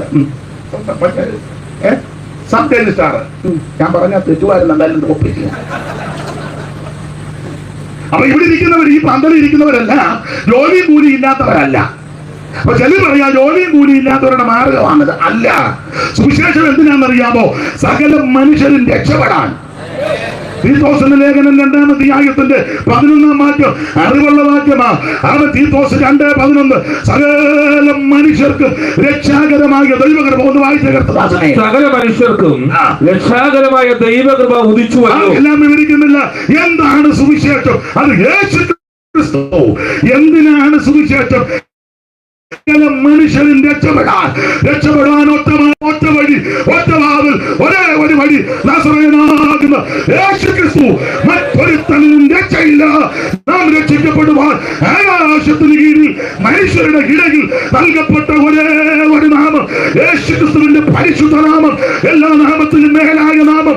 രോഗികൾ സൗഖ്യമാകുന്ന നാമം, മുടന്തര് നടക്കുന്ന നാമം, കുരുടർക്ക് കാഴ്ച കൊടുക്കുന്ന നാമം, ഊവരെ സംസാരിപ്പിക്കുന്ന നാമം, മരിച്ചവരെ ഉയർപ്പിക്കുന്ന നാമം, ഇത് തകർത്തമുള്ള നാമം, സൗരഭ്യമുള്ള നാമം, എല്ലാ നാമത്തിലും മേലായ നാമം. സ്വർലോകരുടെയോ ഭൂലോകരുടെയോ അധോലോകരുടെ മുഴങ്കാലുകൾ മണ്ണിൽ നിന്ന് പിറക്കുന്ന പരിശുദ്ധ നാമമാണ് യേശുവിന്റെ നാമം. യേശുവിൻ നാമം, എന്റെ യേശുവിൻ നാമം, എൻ ജീവിതത്തിലേകയാശ്രയമേ. ഞാനെന്നും തുതിക്കും, ഞാനെന്നും വാഴ്ത്തുവൻ യേശുവിൻ നാമം. എനിക്കെത്ര ആനന്ദം. ഞാനെന്നും തുതിക്കും, ഞാനെന്നും വാഴ്ത്തുവൻ യേശുവിൻ നാമം. എനിക്കെത്ര ആനന്ദം. എന്നോട് പറഞ്ഞ സമയമാകുന്നത് എങ്ങനെ ഇരിക്കണോ പറയണോ? എന്തോ പറഞ്ഞു, എന്തോ പറ.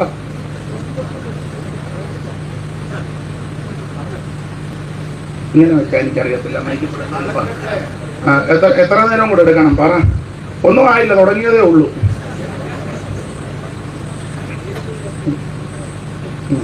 സാറേ, അദ്ദേഹം പറയുന്നു 9:30 എന്നാ 9 സമയം. എന്നാ മതി, നിർത്തിയേക്കാം.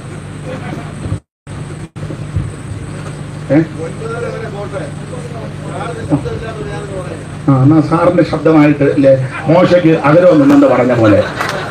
ആയിക്കോട്ടെ, എന്നാ എടുക്കട്ടെ. ആയിക്കോട്ടെ. ദൈവത്തിന് മകത്ത്. ഈ യോഗം നടത്തുമ്പം നമുക്കെല്ലാം പ്രയോജനം ഉണ്ടായിരിക്കണം. ഞങ്ങൾക്കും പ്രയോജനം വരണം, നിങ്ങൾക്കും പ്രയോജനം വരണം. മനസ്സിലായി കാണും.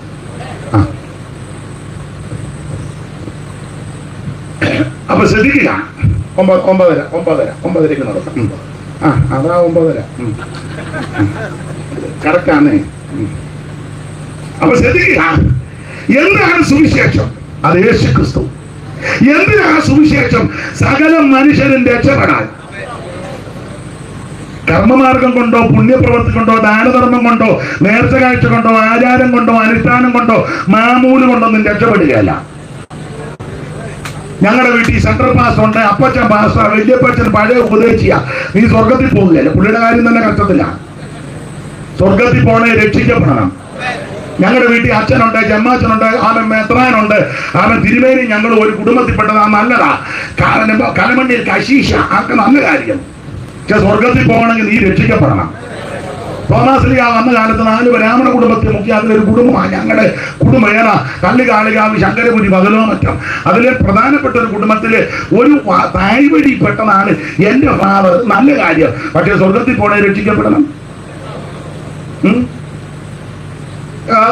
കല്ലിശ്ശേരി, റാന്നി ആ ഭാഗത്തും പെങ്ങളെ കെട്ടിച്ചവരൊക്കെ അവർ പറയും ഞങ്ങൾ സിറിയയിലെ ഉറഹായി എന്ന് വന്നതാണ്. വള്ളത്തേല് 72 കുടുംബം. വള്ളത്തേല് നല്ല കാര്യം. വള്ളത്തിലോ ബോട്ടിലോ കപ്പലിലോ എന്തിലും. പക്ഷെ സ്വർഗത്തിൽ പോണേ രക്ഷിക്കപ്പെടണം.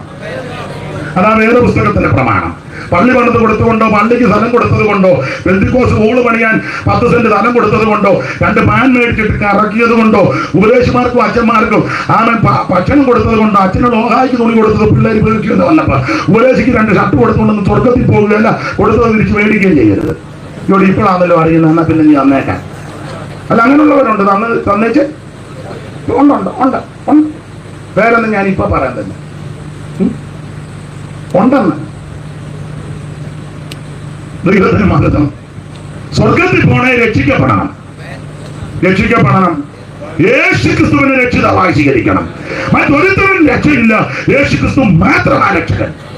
അതിന് 5 പൈസ മുടക്കണ്ട, കാശ് മുടക്കണ്ട, മൈല് നടക്കണ്ട, ഭൗതിക വസ്തുക്കൾ ഒന്നും കൊണ്ട് കൊടുക്കണ്ട, എണ്ണയും കൊടുക്കണ്ട, മെഴുകുതിരിയും കൊടുക്കണ്ട, കോഴിയും കൊടുക്കണ്ട, അരി കൊടുക്കണ്ട, ആ പൊടി കൊടുക്കണ്ട, ഏത്തക്കൊല വേണ്ട, വാഴക്കൊല പൂവം വേണ്ട, ചിങ്ങനാതി വേണ്ട, പിന്നെ ഏതാ ഒന്നും വേണ്ട, ഒന്നും വേണ്ട.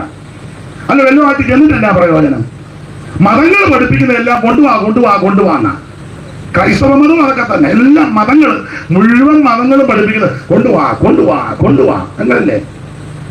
ലിസ്റ്റ് തന്നേക്കുക, ലിസ്റ്റ് ഇന്നൊക്കെ വേണം. ആൾക്കാർ കിടന്ന് ഓടുക കിട്ടാൻ വേണ്ടി. ചില സമയത്തൊക്കെ വലിയ തെള്ള നമ്മൾ എന്നാ ടൗണിൽ മേടിക്കാൻ അതിനെ കൊണ്ടുപോകണ്ടേ? മനസ്സിലാകുന്നില്ല. ഒന്നും മനസ്സിലാകുന്നില്ല. ഇങ്ങനെയൊക്കെ ഇരിക്കുന്നല്ലോ വലിയ കാര്യം. മതങ്ങൾ പഠിപ്പിക്കുന്നെല്ലാം കൊണ്ടുപോവാ. എന്നാൽ അത് കൊണ്ടുവന്നിട്ട് വല്ല ഗുണവുമുണ്ടോ? വായിച്ചേ മീഖ 6:8 വായിച്ചേ. 6:6 മുതൽ വായിച്ചോ. മീഖ 6:6 മുതൽ വായിച്ചേ ദൈവദാസനെ. മീഖാ പ്രവചനം 6-ാം അധ്യായത്തിന്റെ 6 മുതൽ നിന്ന് വായിച്ചേ. എന്തുകൊണ്ട് ജോസെന്നാണ് വായിക്കുന്നത്. സന്തോഷം. എന്തോന്നുകൊണ്ട് യഹോവയുടെ സന്നിധിയിൽ ചെന്നു. ഞാൻ എന്തോ എടുത്തുകൊണ്ട് അങ്ങോട്ട് ചെല്ലുന്നത്? വാഴക്കൊല മതിയോ? ഏത്തക്കൊല മതിയോ? പൂവനാണോ? പടക്കോഴി വേണോ? ആട് വേണോ? നാട് വേണോ? ആള് വേണോ? എന്തോന്നും കൊണ്ട് അങ്ങോട്ട് ചെല്ലുന്നത്? ചോദിക്കുക. എന്തോന്നും കൊണ്ട് അങ്ങോട്ട് ചെല്ലും? അത്യുന്നത ദൈവത്തിന്റെ മുമ്പാകെ കുമ്പിടേണ്ടു. അടുത്തത് ഞാൻ ഹോമയാഗങ്ങളോടും 1 വയസ്സ് പ്രായമുള്ള കാളക്കിടാങ്ങളോടും കൂടെ അവന്റെ സന്നിധിയിൽ ചെല്ലണമോ? എന്തിനാ അങ്ങോട്ട് ചെല്ലുന്ന? കാളയായിട്ട് ദൈവത്തിനൊരു കാണ, ദൈവത്തിനൊരു ആട്. ഇടകൊട്ട അണ്ട് 3-4 ചെല്ലും. ഒരു മല മുഴുവൻ ആടാ, വരയാട്. എന്നാലാ നമ്മള് കറവയില്ലാത്ത കറവ പറ്റിയ കറക്കാൻ പോലും സമ്മതിക്കല്ല. കിടന്ന് ഞാലില്ല. എന്നാലും ഇച്ചിരി പാല് ഉടനെ നമ്മൾ തീരുമാനിക്കാം അത് നമുക്ക് സഭയ്ക്ക് കൊടുക്കാന്ന്. ദൈവത്തിന് മിണ്ടുന്നില്ല. അയ്യോ നാട്ടിലെ 1000 ജന്തുക്കള് ഉണ്ടാകട്ടെന്ന് പറഞ്ഞപ്പോ സകലത് ഉണ്ടാക്കിയവനാ ദൈവം.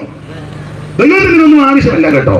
നിന്റെ ആടും വേണ്ട, കാലം വേണ്ട, പൂവൻ കോഴിയും വേണ്ട. കോഴിയുടെ പള്ളിക്ക് പിടിച്ച് അങ്ങോട്ട് പോവാ. അതിനാ അവിടെ ചെല്ലണം. എന്നിട്ട് കോഴിയുടെ തല വെട്ടി വെച്ചു പരക്കി വെച്ച് കോഴി നടക്കും. ഇതുകൊണ്ടൊന്നും ചെന്നിട്ടൊന്നും ഗുണമില്ല തങ്കമ്മേ. അതാ ഇവിടെ വ്യക്തമായിട്ട് എഴുതിയിരിക്കുന്നു. എന്തോന്നും കൊണ്ട് അങ്ങോട്ട് ചെല്ലും. അടുത്ത വാക്യം വായിച്ചോ. 1000 ആട്ടുകൊറ്റനിലും 1000 ആട്ടുകൊറ്റനിലും 10,000 തൈലനദിയിലും പ്രസാദിക്കുമോ? അയ്യോ സ്തോത്രം. പ്രസാദിക്കുമോ? ഇല്ല. എന്റെ അതിക്രമത്തിന് വേണ്ടി ഞാൻ എന്റെ ആദിജാതനെയും ഞാൻ ചെയ്ത പാപത്തിന് വേണ്ടി എന്റെ ഉദരഫലത്തെയും കൊടുക്കണം. അയ്യോ പിള്ളേരെ കൊല്ലെടുത്ത് നരവേലി അടൂര് ഒരു വട്ട് പിടിച്ചത് ആളെ കണ്ടിച്ചു. തങ്ങളുടെ പേര് ഞാൻ മറന്നുപോയി. എന്തോ എലന്തൂര് മാതൂച്ച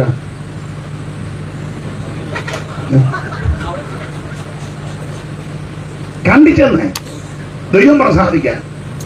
യോ ഈ ഭ്രാന്ത് പിടിച്ചതിനെയല്ല എന്നാ ചെയ്യാനാ? നരബലിയൊന്നും ദൈവം ഇഷ്ടപ്പെടുന്നില്ല. കുരുതിയൊന്നും ദൈവം ഇഷ്ടപ്പെടുന്നില്ല.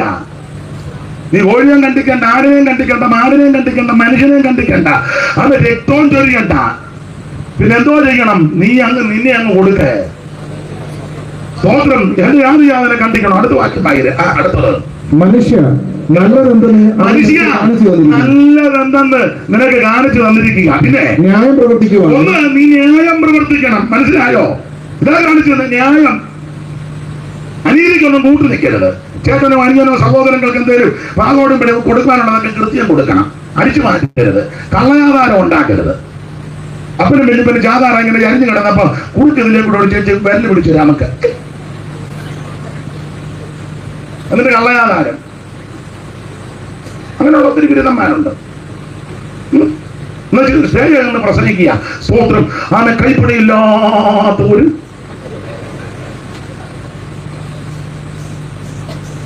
എന്നെ എല്ലാവരും എന്നെ ഇങ്ങനെ സൂക്ഷിച്ചു നോക്കുന്നു. ഞാൻ 9:30 വരെ പൊക്കോളാൻ പറഞ്ഞത് കൊണ്ടാണ് പെട്ടെന്ന് പോവുക. ദൈവത്തിന് മഹത്വം. നീതിന്യായമൊക്കെ ഉണ്ടായിരിക്കണേ. കൈ വെടിപ്പായിരിക്കണേ. കൈ മലർത്തുമ്പോഴൊക്കെ ഇതിനൊക്കെ തകൃതി ഒന്നും കാണരുത്. വെടിപ്പായിരിക്കണം. ദൈവത്തിന് മഹത്വം. മനുഷ്യ വായിച്ചേ. മനുഷ്യ നല്ലതെന്തെന്ന് അവൻ നിനക്ക് കാണിച്ചു തന്നിരിക്കുന്നു. ന്യായം പ്രവർത്തിക്കുവാനും ദയാതൽപരൻ ദയ വേണേ. സമൂഹത്തോട്, മനുഷ്യനോട്, സഹജീവികളോട്, സഹോദരങ്ങളോട്, അയൽത്തുകാരോട് ദയ വേണം. അതിനാ ദൈവം ദയ ചെയ്തത് കൊണ്ടാണ് നമ്മൾ ഇന്ന് രാത്രി ആയുസോടിരിക്കുന്നത്. നമുക്കും ദയ ഉണ്ടായിരിക്കണം. ചില വെറുതെ മറ്റുള്ളവരെ ഉപദ്രവിച്ചില്ലേ, ശ്രദ്ധിച്ചിട്ടില്ലേ? ചുമ്മാ പോകുമ്പോൾ പട്ടിക്കിട്ട് കല്ലറിയാം. പട്ടി എവിടെ വെറുതെ എനിക്ക് മൃഗത്തോട് പോലും അനുകമ്പ. അതുകൊണ്ടാണ് ഈ രാത്രി വരുമ്പോ പട്ടി നിന്റെ ബൈക്കിന്റെ പുറകെ എന്താ പറയാ, മാസ്റ്റർ പ്രാർത്ഥന അവിടെ ഒരു പട്ടിയുണ്ട് ചാത്തന്റെ പാലത്തിന്റെ പുറകെ. എന്നെ കാണുമ്പോ നീ പണ്ടതിനെ ഇറങ്ങിയതാ. പട്ടിക്ക് പോലും നിന്നോട് ദയ ഉണ്ടായിരിക്കണം. ദയ. പിന്നെ അടുത്ത് വാക്കി പറയുക, നിന്റെ ദൈവത്തിന്റെ സന്നിധിയിൽ ദൈവത്തിന്റെ സന്നിധി താഴ്മയോടെ നടക്കുവാനും നടക്കാനും അല്ല. എന്താകുന്ന യഹോവ നിന്നോട് ചോദിക്കുന്നത്? അതേ ഉള്ളൂ, വേറൊന്നും ചോദിക്കും. നിന്റെ അരിയും വേണ്ട, തുണിയും വേണ്ട, മണിയും വേണ്ട, കിണിയും വേണ്ട, ഒന്നും വേണ്ട. നീ താഴ്മയോടെ വാ. ഇന്ന് രാത്രി ദൈവസന്നിധി സമർപ്പിക്കുക. എന്റെ യേശുവേ, എന്നെ രക്ഷിക്കണം. എന്റെ കൈവശം ഒന്നുമില്ല, പക്ഷെ ഇന്ന് രാത്രി എന്നെ അങ്ങ് തരിക. നിന്റെ ഭൗതിക വസ്തുക്കളൊന്നും കർത്താവിന് വേണ്ട, മധുവും വേണ്ട, ഒന്നും വേണ്ട. ഇന്ന് രാത്രി ഒന്ന് സമർപ്പിക്കും. എന്റെ യേശുവേ, ഇന്ന് രാത്രി എന്നെ അവിടുത്തെ തൃക്കരങ്ങളെ സമർപ്പിക്കുന്നു. അങ്ങനെ ആര് സമർപ്പിക്കും അവരെ ഇന്ന് രാത്രി യേശു രക്ഷിക്കും. അങ്ങനെ മുമ്പോട്ട് പോകും. അപ്പോ എന്താണ് സുവിശേഷം? അത് യേശു ക്രിസ്തു. എന്തിനാ സുവിശേഷം? സകല മനുഷ്യരും രക്ഷപ്പെടാൻ. അടുത്തത്, ആരാ സുവിശേഷം കേൾക്കേണ്ടത്? 49-ാം സങ്കീർത്തനം 1-ാം വാക്യം. ആരായത് കേൾക്കേണ്ടത്? 49-1. സകല ജാതികളുമായുള്ളവരെ ഇത് കേൾക്കുവിൻ. ഇത് കേൾക്കാം. എല്ലാരും കേൾക്കണം കേട്ടോ, എല്ലാരും കേൾക്കണം. സകല ജാതികളും. മനുഷ്യനായി ജാതിയും വർഗവും വർണ്ണവും ഒക്കെ ഒപ്പിച്ചു വെച്ചത്. അതുകൊണ്ടാണ് ഇതിങ്ങനെ പറഞ്ഞിരിക്കുന്നത്. സകല ജാതികളും. ചില ആൾക്കാർക്ക് ചില ചിന്തയുണ്ട്, ഞങ്ങൾ ചില കൂടിയത് അവർ കുറഞ്ഞതാണ്. എല്ലാം ഒറ്റ ഒരു തന്നെയാണ്. അങ്ങനെ വേദപുസ്തകം പഠിപ്പിക്കുന്നത്. ഇവിടെ ഇരിക്കുന്ന മുഴുവൻ എണ്ണം ഒറ്റ ഒരു തന്നെയാണ്. തർക്കം വല്ലതും ഉണ്ട് ഇപ്പൊ എഴുന്നേറ്റ് പറയണം. കല്യാണത്തിന് പറയാൻ പോലെ ഇപ്പോഴും മൗനമായിരിക്കുന്നത് പോലെ ഒറ്റ ഒരു തന്നെ. അങ്ങനെ വേദപുസ്തകം വേദപുസ്തകം വിശ്വസിക്കുന്നില്ലല്ലോ. പിന്നെ വേദപുസ്തകത്തിൽ എഴുതിയിരിക്കുന്നത്, ഭൂതലത്തിൽ നിന്നും കുടിയിരിക്കുവാൻ അവൻ ഒരുത്തനിൽ നിന്ന് മനുഷ്യ ജാതിയെ ഉളവാക്കി. സകല മനുഷ്യന് ഒറ്റ ഒരു തന്നെ സന്തതികളാണ്. പിന്നെ ഈ പരുവത്തിനൊക്കെ ആയത് സാഹചര്യവും ജോലി, ഭക്ഷണക്രമവും ക്ലൈമറ്റും ഒക്കെ കൊണ്ടാണ് ഈ പരുവത്തിന് എല്ലാവരും. അല്ല, ഇവിടെയും കറുത്തവരുണ്ട്, അമേരിക്കയിലും കറുത്തവരുണ്ട്. പക്ഷേ കറുപ്പിനൊപ്പം വ്യത്യാസം ഇല്ലയോ ചാക്കോച്ചാ? ഉണ്ട് ഉണ്ട് ഉണ്ട്, വ്യത്യാസമുണ്ട്. കാരണം ഭക്ഷണത്തിന്റെ ക്രമവും ക്ലൈമറ്റ്, അവിടെ നല്ല ക്ലൈമറ്റ് ഒക്കെയാണ്. ഇവിടെ ചൂടെടുത്ത മനുഷ്യൻ പുകഞ്ഞ ചോദനം കിടന്ന് തോട്ടിച്ചാടുക. പണ്ടുണ്ടായിരുന്നു പൊരുന്നക്കോഴിയെ കെട്ടി തൂക്കിടും അടിക്കുമ്പോൾ. അപ്പൊ പിന്നെ ഫാനും ഒക്കെ ആയി. ഒന്നും അറിയാമല്ല, എല്ലാം ലണ്ടനിൽ നിന്ന് വന്നതാണ്. കൊള്ളാൻ ഇന്ന് വേണ്ട. ബക്കിംഗ്ഹാം പാലസ് ഇന്നലെ വന്നതാ ലോകത്തിന് വേണ്ടി. അത് ക്ലൈമറ്റും ഭക്ഷണക്രമോ ഇവിടെ ഉള്ളവരുടെ ഭക്ഷണക്രമം അല്ലല്ലോ അവിടെ ഉള്ളവർക്ക്. അവരുടെ സാഹചര്യമാണ്. അവർ ചുമ്മാ ഇരിക്കുമ്പോൾ നട്ട്സും പിസ്തായും നട്ട്സും ബദാമും ഒക്കെ. നമ്മൾ കഴിക്കുന്നതന്നെ ആഞ്ഞിലിക്കുരു വറുത്തത്. അവിടെ പോയി ചോട്ട് നിൽക്കും. ആഞ്ഞിലിക്കാവല്ലോ പണ്ട് ഇല്ല, കയറി പറഞ്ഞത് പറിച്ച് വെച്ച് ചാരത്തിനകത്ത് ഒന്ന് ആഞ്ഞിലി കയറിയവനാണ്. ഇപ്പൊ ഒന്നും അറിയാമല്ലോ നിനക്ക്. ഇതിപ്പോ കണ്ട അവനെ ആഞ്ഞിലേക്ക് അത് കൊണ്ടുവന്ന് പഴയ അമ്മമാർക്ക് ഓട്ടുപറക്കകത്ത് വറുത്ത് വെച്ച് മുളത്തിലോട്ടിട്ട് മുളനാടി ഉണ്ട്. എന്നിട്ട് അത് പേറ്റി അതിന്റെ ഇതെല്ലാം കളഞ്ഞു വെച്ച് അതാണ് നമ്മുടെ നട്ട്സ്. മറ്റവല്ല എന്നാലും നല്ല അണ്ടിപ്പരിപ്പ്. അപ്പൊ അണ്ടിപ്പരിപ്പ് കഴിക്കുന്നവന്റെ മുഖവും ആഞ്ഞിലിക്കാക്കുരു തിന്നുന്നവന്റെ മുഖവും ഒരുപോലെ ആണോ ചാക്കോച്ചാണ്? അല്ല, അപ്പൊ ക്ലൈമറ്റുണ്ട്. ക്ലൈമറ്റും ഭക്ഷണക്രമം കൊണ്ടൊക്കെ ഞാൻ വ്യത്യസ്തത. പക്ഷെ ഒരു കാര്യം പറയാം, സകല എണ്ണം ഒറ്റ ഒരു തന്നെയാ. വേറെ പുസ്തകമല്ല പഠിപ്പിക്കുന്നത്. ഭൂതലത്തിൽ നിന്ന് മുടിയിരിക്കുവാൻ അവൻ ഒരുത്തനിൽ നിന്ന് മനുഷ്യജാതിയെ ഉളവാക്കി. പക്ഷെ മനുഷ്യനായി ജാതികളെല്ലാം തരംതിരിച്ചു വെച്ചേക്കുന്നത്. ഞങ്ങൾ കൂടിയവരെ, ഞങ്ങൾ ആദ്യ ബ്രാഹ്മണര്, മറ്റവര് ക്ഷത്രിയര്, ഇവര് വൈശ്യര്, മറ്റവര് ശൂദ്രര്, പിന്നെ ബാക്കിയെല്ലാം ബ്രാഹ്മണോകം നരേന്ദ്രോഗമാദ്യോഗം എന്നിങ്ങനെ ആമ്പ്രേഡ് നീടും ദയാന്തരേ ജന്തുക്കൾ ഭക്ഷിച്ചു കാറ്റിച്ചു പോകിലും ബന്ധു കണ്ണീറായി ചമഞ്ഞു പോയിടിലും ഇത് ഇച്ചിരോടൊന്നും ഇങ്ങോട്ട് മാറ്റി വെക്കാണ്.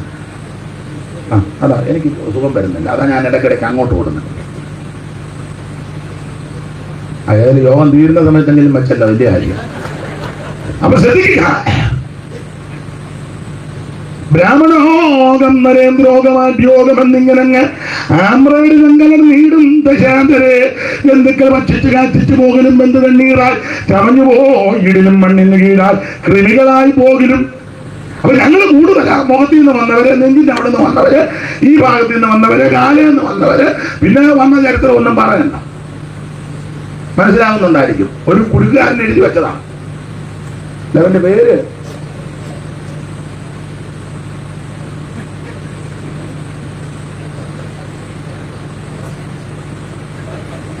മൈക്കൂടെ പറയാൻ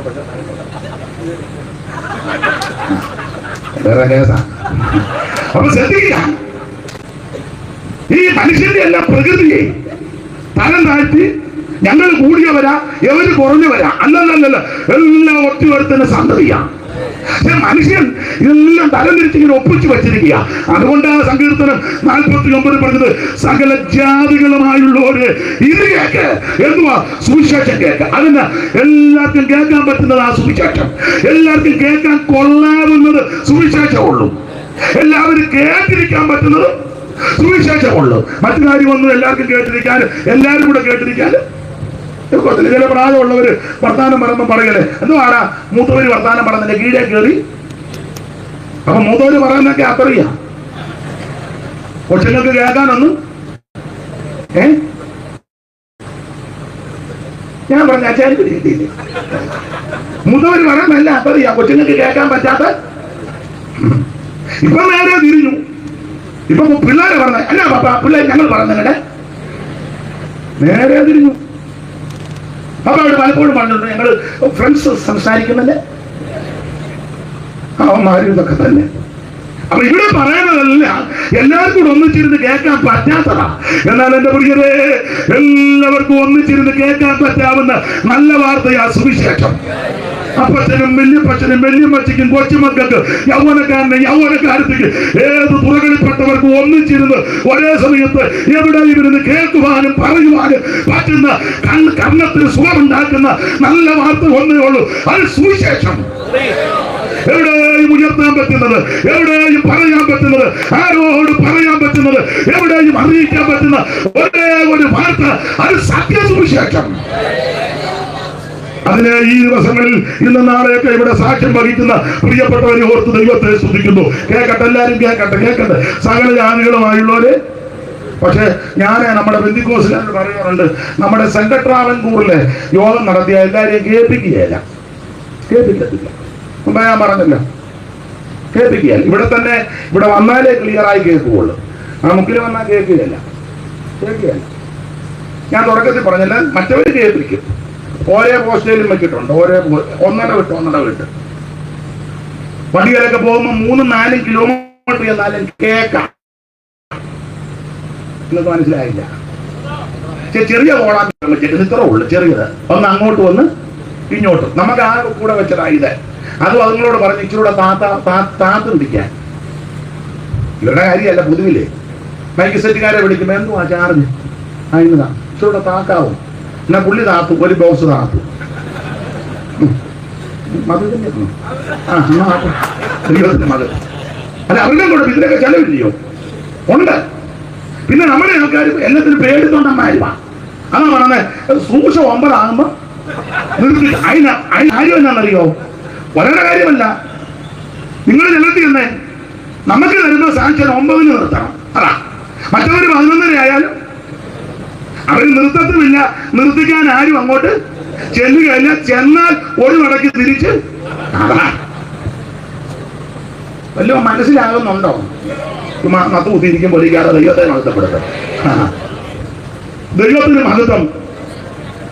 അതുകൊണ്ടാണ് ബഹുമാനപ്പെട്ട സാറ് പറഞ്ഞ 9. കാരണം ചെന്നപ്പം പറഞ്ഞു കാണും 9 പറഞ്ഞു കാണും. അപ്പൊ ചോദിച്ചു കാണും, ആരാ നിങ്ങളുടെ മാസ്റ്റർമാരൊക്കെ കിടന്ന് അലറും 9 ആകുമ്പോ? ഇതിനും വലിയ അലർജിയാ വേറെ സ്ഥലങ്ങളിൽ, ആർക്കും പ്രശ്നവുമില്ല. അതുകൊണ്ട് നമ്മളും പറയും 9 ആകുമ്പോ നിർത്തിയേക്കണം, അധികം ശ്രദ്ധ എടുക്കരുത്, കോളാൻ. അല്ല, നിയമം എല്ലാവർക്കും ബാധകമല്ലേ? അല്ലയോ? ഒരു രാജ്യത്ത് പാലിക്കുമ്പോൾ ആ രാജ്യത്തിന്റെ നിയമങ്ങൾ എല്ലാവരും പാലിക്കണം. ഒരു വിഭാഗക്കാർക്ക് പാലിക്കാൻ ബുദ്ധിമുട്ടും മറ്റൊരു വിഭാഗക്കാർ ഇത് പാലിക്കണമെന്ന് പറയുന്നത് നീതിയല്ല. പിന്നെ ഒരു കാര്യം, ഇവിടെ നീതി ന്യായം ഒന്നുമില്ല. നീതിയായിട്ട് ഭരണം വരുന്നെങ്കിൽ യേശുവിന്റെ ഭരണമാണ്. പിന്നെ അങ്ങനെയൊക്കെ നമുക്ക് ആശ്വസിച്ച് ഇന്ന് രാത്രി യോഗം പ്രാർത്ഥിച്ച് നിർത്താം, അതിന് ഒപ്പുള്ളൂ. ഇത് കേൾപ്പിക്കത്തില്ല നമ്മുടെ ആൾക്കാർ, കേൾപ്പിക്കുകയല്ല. മറ്റവരെല്ലായിടത്തും പറ്റുന്നുണ്ട് കേൾക്കാം, ആർക്കും കേൾക്കാം, ആർക്കും കേൾക്കാം. നമുക്ക് ഇതിനകത്ത് തന്നെ കൃത്യമായിട്ട് കേൾക്കുന്നില്ലല്ലോ. പക്ഷെ ഇവിടെ വായിക്കുന്നത് സകല ജാതികളുമായുള്ളവരെ ഇത് എല്ലാവരും കേൾപ്പിക്കണം, എല്ലാവർക്കും കേൾക്കാൻ പറ്റാവുന്ന സുവിശേഷം. ഓടിച്ച് പറയാ, എന്താ സുവിശേഷം? യേശു ക്രിസ്തു. എന്തിനാ സുവിശേഷം? സകല മനുഷ്യരും അവരെ രക്ഷപ്പെടാൻ. ആരാ സുവിശേഷം കേൾക്കേണ്ടത്? സകല ജാതികളും ഇത് കേൾക്കണം. കേൾക്കാനുള്ള ഗുണമല്ല, കേൾക്കാനുള്ള ഗുണം സുവിശേഷം കേട്ടാലേ. ഒത്തിരി കാര്യം പറയേണ്ടതാ. സുവിശേഷം കേട്ടാല് ദൈവത്തിന് മകത്വം. ഒന്ന്, മാനസാന്തരം ഉണ്ടാകും. മർക്കോസിന്റെ സുവിശേഷം 1-ാം അധ്യായത്തിന്റെ 14 മുതൽ താഴോട്ട് പഠിക്കുമ്പോൾ യേശു ഗലീലയിൽ ചെന്ന് അവൻ സുവിശേഷം അറിയിച്ചെന്ന വായിച്ചേ.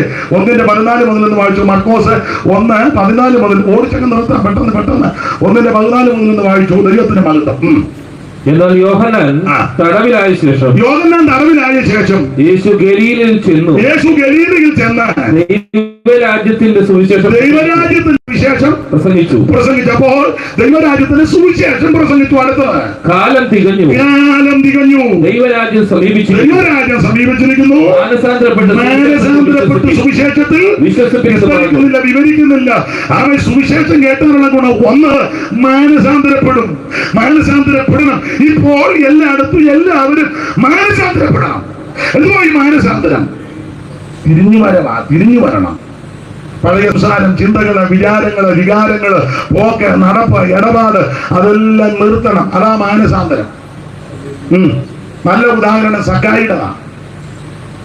യേശു എങ്ങനെയുള്ളവനെന്ന് കാണാൻ മുന്നോട്ട് ഓടി, പുറകോട്ടല്ല, മുന്നോട്ട് ഓടി ഒരു കാട്ടത്തിയെ കയറിയിരിക്കുക. യേശു അതിലെ വരുക, പുള്ളിക്കാരിക ഇതിലെയാ വരുന്നെന്ന് എങ്ങനെയോ അറിവ് കിട്ടി. അതിനാ പുള്ളി മുന്നോട്ട്, ആള് നീള കുറവാ, ഓടി കാട്ടത്തിയെ കയറി. ഇലയൊക്കെ ഒത്തിരി ഉള്ളത്. പമ്മി ഇരിക്കുക. യേശു പോകുമ്പോൾ എങ്ങനെയുള്ളവനെന്ന് കാണാൻ. കാരണം കേട്ടിട്ടുണ്ട് വലിയ പുള്ളിയാണെന്ന്. എങ്ങനെ മരിച്ചവരെ ഉയർപ്പിക്കും, കുരുടർക്ക് കാഴ്ച കൊടുക്കും, ചെറുടർക്ക് കേൾവി കൊടുക്കും. ആ നൈലിലെ വിധവയുടെ മകനെ മഞ്ചത്തെത്തുള്ളൂ, ചെറുക്കൻ ചാടി എഴുന്നേറ്റു. പിന്നെ യേശുവിന്റെ ഒരു ഗുണം, ചാടി എഴുന്നേറ്റ് ചെറുക്കനെയും കൊണ്ട് പോയില്ല, ചെറുക്കനെ അമ്മയ്ക്ക് കൊടുത്തു. ഇന്നത്തെ ബിരുദന്മാരെ ചെറുക്കനെ പിന്നെ അമ്മയെ കാണിക്കുകയല്ല. അതല്ല പിന്നെ വീഡിയോ കൂടെ, ഹായ് മോനെ, ഇപ്പൊ ഇവിടെ ശുശ്രൂഷ, ഇപ്പൊ മമ്മി പുത്തരിക്കണ്ട മൈതാനത്ത് തലക്ക് കാണാനൊക്കെ. കാരണം ഇവനെ ഇട്ടാ പിന്നെ അടുത്ത പരിപാടി. ഇവിടെ പറഞ്ഞ എന്തോ സംഭവിച്ചു ഒന്ന് പറഞ്ഞു, ഞാനിങ്ങനെ ചത്തുപോയി, മഞ്ചത്തയിലായിരുന്നു. ഈ ബ്രദർ വന്ന് ആ ബ്രദറിനോട് പറഞ്ഞപ്പോൾ ഈ ബ്രദർ ആ ബ്രദർ ഈ മൊത്തം ബ്രദറാ. യേശു അവനെ കൊണ്ട് എങ്ങും പോയില്ല. യേശുവിനെ അമ്മയ്ക്ക് കൊടുത്ത് യേശു അടുത്ത് ശുശ്രൂഷയ്ക്ക് പോയി. അപ്പൊ ഇങ്ങനെയുള്ള യേശുവിനെ ഒന്ന് കാണണം. അതിന് സഖായി മുന്നോട്ട് ഓടിച്ചെന്ന് കാട്ടത്തിയുടെ മോളിൽ കയറിയിരിക്കുക. അറിയാതെ എന്റെ ഭാഷയാ, പമ്മിയിരിക്കുക. യേശുവും ശിഷ്യന്മാരും യാത്ര ചെയ്ത് വന്ന് കർത്താവ് അത്തിയുടെ ചോട്ട് വന്ന് മേളിലോട്ട് നോക്കിയിട്ട് പറഞ്ഞു, സഖായി ഉള്ളു വീഴാതെ ഇറങ്ങി വാ. അങ്ങനെ എഴുതിയിട്ടില്ല. ഇന്ന് രാത്രി നിന്റെ വീട്ടില്ല. ഞാനിങ്ങനെ ആ ഭാഗം പ്രസംഗം പറയുന്നത് യെരൂശലേമിലോട്ട് പോകുക, പക്ഷെ പ്രോഗ്രാം ചേഞ്ച് ആക്കി. ഇന്ന് രാത്രി നിന്റെ വീട്ടില്ല. കർത്താവിനെ കാണാൻ ആഗ്രഹമുള്ളവന് വേണ്ടി ദൈവം പ്രോഗ്രാം ഒക്കെ ചേഞ്ച് ആക്കും. യേശുവിനെ ആരാധിക്കാനും അംഗീകരിക്കാനും സേവിപ്പാനും സ്നേഹിപ്പാനും ഒക്കെ താല്പര്യത്തോടെ നീ വന്ന് ചില പ്ലാനൊക്കെ ദൈവം വ്യത്യാസപ്പെടുത്തും. ഇന്ന് രാത്രി നിന്റെ വീട്ടിലാണ്. അയ്യോ വീട്ടിൽ കൊണ്ടുചെന്നു. യേശു വീട്ടിൽ വന്നപ്പോഴേ മാനസാന്തരമായി. അല്ല, മേളിയിരുന്നപ്പോഴേ കണ്ടല്ലോ. മേളിയിരുന്നപ്പോൾ ആരും കണ്ടില്ലെന്ന് പറഞ്ഞാൽ പുള്ളി മേളിൽ. പക്ഷെ അഗ്നിയാലൊത്ത കണ്ണുള്ളവനാ. അത്തിയുടെ മേളിൽ ഇരുന്നവനെ യേശു കണ്ടു. അല്ല, അത്തിയുടെ കീഴേ ഇരുന്നവനെയും കണ്ടു. അതവനെ ചോദിച്ചു, നീ സാക്ഷാൽ ഇസ്രായേൽ ഇവന് എന്നെ എങ്ങനെ അറിയാം? നീ അത്തിയുടെ കീഴേ ഇരുന്നപ്പോ. അപ്പൊ അത്തിയുടെ മേളിൽ ഇരുന്നാലും കാണും, അത്തിയുടെ കീഴിരുന്നാലും കർത്താവ് കാണും. ഒന്നും മറവല്ല. പിന്നെ ഉൽപ്പത്തി പുസ്തകം പഠിപ്പിക്കുമ്പോൾ വേദപഠിതാക്കൾ പറയുന്നത് പാപം ചെയ്ത ആദാമും ഹവ്വായും അത്തിക്ക് മറഞ്ഞെന്ന. അതിന് അവര് ന്യായമായിട്ട് പറഞ്ഞത് അത്തിയില കൊണ്ടാണല്ലോ അമ്മാമയ്ക്ക് മിടിയും അച്ചായന് ബർമുടയൊക്കെ ഉണ്ടാക്കി. അതിനാണ് പറഞ്ഞപ്പോ മാതിക്കാൻ ആണെന്ന് ഒരു മിടിയും ബർമുടയും അത്തിയിലുണ്ട്. അപ്പൊ ഇത് പാപം ചെയ്ത് ഇവര് അത്തയ്ക്ക് മറഞ്ഞിരുന്ന. അപ്പൊ എന്റെ ഭാഷ പറഞ്ഞ അത്തയ്ക്ക് മറഞ്ഞിരുന്നാലും കർത്താവ് നിന്നെ കാണും, അത്തിയുടെ മേളിലിരുന്നാലും കർത്താവ് കാണും, അത്തിയുടെ കീഴിലിരുന്നാലും കാണും. സങ്കീർത്തനക്കാരൻ പാടുക, ഞാൻ ഇരിക്കുന്നത് ഞാൻ ഉഷസിന്റെ ചിറക് ധരിച്ച് സമുദ്രത്തിന്റെ അറ്റത്ത് പോയി പാർത്താൽ അവിടെയും നിന്റെ കണ്ണ് മറവൊന്നുമല്ല. നഗ്നമായി അവൻ സകലതും എറിയുന്ന കാണുന്ന ഒരു നല്ല കർത്താവിനെയാ ഞാൻ നിങ്ങൾ ഭജിക്കുന്നത്. ഇരിക്കുന്നതും ഞാൻ എഴുന്നേൽക്കുന്നതും കർത്താവ് കാണുന്നു, ഗ്രഹിക്കുന്നു കർത്തനൻ ഹൃദയ നിരൂപണ. ദൂരത്തു നിന്നും തന്നെ ഇതത്ഭുതം, ദൂരത്തു നിന്നും തന്നെ ഇതത്ഭുതം, ഈ പരിജ്ഞാനം കാണാൻ നേരമില്ല. അപ്പൊ ശ്രദ്ധിക്കുക, നല്ലതുപോലെ അറിയുന്ന കർത്താവ്. യേശു ഈ വീട്ടിൽ വന്നപ്പോഴേ സക്കായിക്ക് മാനസാന്തരം. സക്കായിയുടെ മാനസാന്തരം എന്നാന്നറിയോ? വന്നോടെ പറഞ്ഞത് പകുതി ദരിദ്രന്മാർക്കാ. അതാ മാനസാന്തരം. പകുതി ദരിദ്രന്മാർക്ക് കൂടി യേശു കൊടുക്കാനൊന്നും പറഞ്ഞില്ല. സക്കായി നിന്റെ വീട്ടിൽ വരണം, നീ പകുതി ആർക്കെങ്കിലും കൊടുത്തെങ്കിലേ ഞാൻ അങ്ങോട്ട്, ഇതൊന്നും പറഞ്ഞില്ല. അവന് മാനസാന്തരം വന്നു. യേശുവേ പകുതി ദരിദ്രന്മാർക്ക് കൊടുക്കുക. പിന്നെ ആരോടെങ്കിലും വല്ലോ ചതിവായിട്ട് വാങ്ങിയിട്ടുണ്ടെങ്കിൽ കൺവെഷൻ നടന്നല്ല, പിന്നെ നടുക്കത്തിൽ തള്ളി മാറ്റിയേച്ച് യോഗം തമ്പേർ മേടിക്കാന്നല്ല. പകല് ഫയർ കോൺഫറൻസും വൈകിട്ട് ഫയർ അല്ലല്ലല്ല, മിണ്ടുന്നില്ല.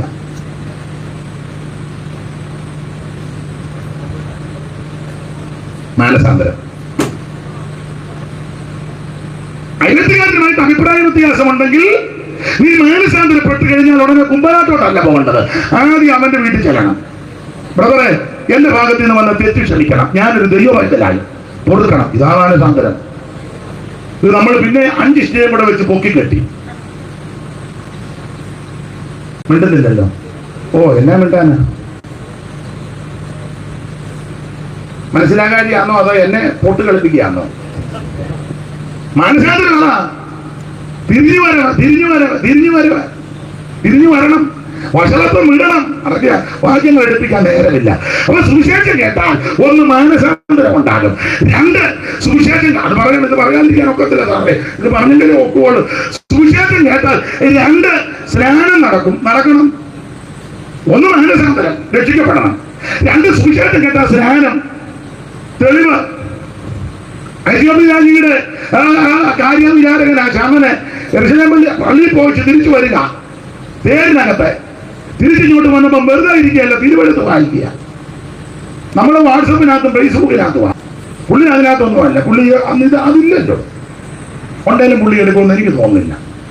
പുള്ളി തിരുവെടുത്ത് പരിശോധിച്ചു. അപ്പോ ഗസക്കുള്ള നിർജ്ജന പ്രദേശത്തേക്ക് പെട്ടെന്ന് ചെല്ലാൻ പീഡിപ്പോച്ചനോട് ശബരിയിൽ ഭയങ്കര ശുശ്രൂഷയാ, അങ്ങോട്ട് പോകാൻ പറഞ്ഞു. പുള്ളി ഓടി തേരിനോട് ചേർന്നു കയറാൻ പറഞ്ഞു. കയറി ഇരിക്കെ ഇരുന്നപ്പം ഷാനൻ വായിക്കുക. എന്തോ വായിക്കുന്നത്?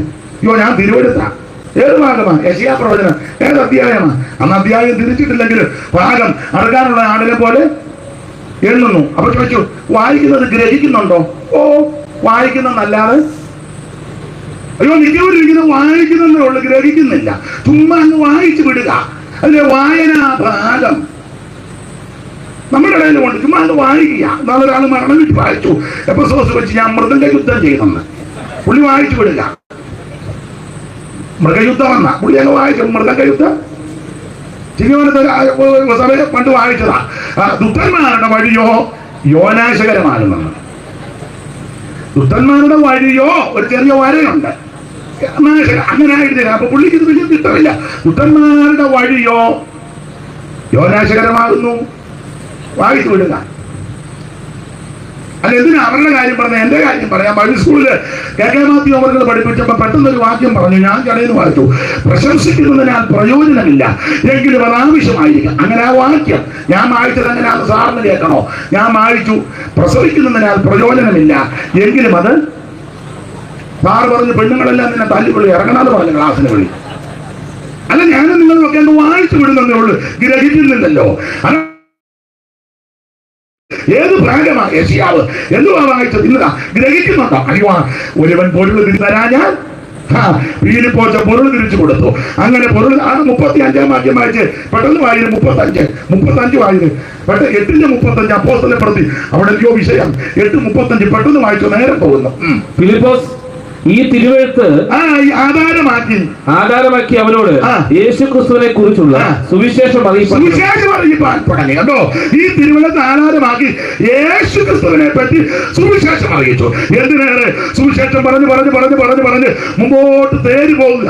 അപ്പൊ തേരിനകത്തിന് ഇങ്ങനെ സുവിശേഷം പറഞ്ഞു പറഞ്ഞു പറഞ്ഞു കുറെ അങ്ങോട്ട് ചെന്നപ്പോൾ വെള്ളമുള്ള ഒരു സ്ഥലം. ഉടനെ ഈ ഫിലിപ്പോസിനോട് ശരണം പറയാതെ വെള്ളം വെള്ളം അതിനെ ദാഹിക്കുന്നു. അല്ലല്ല, എനിക്ക് സ്നാനപ്പെടണം. അപ്പൊ ശരിക്കും സുവിശേഷം പറഞ്ഞാൽ അതിനകത്ത് സ്നാനമുണ്ട്. സ്നാനം പറയാതെ സുവിശേഷം പറഞ്ഞാൽ നീ കള്ളനാ.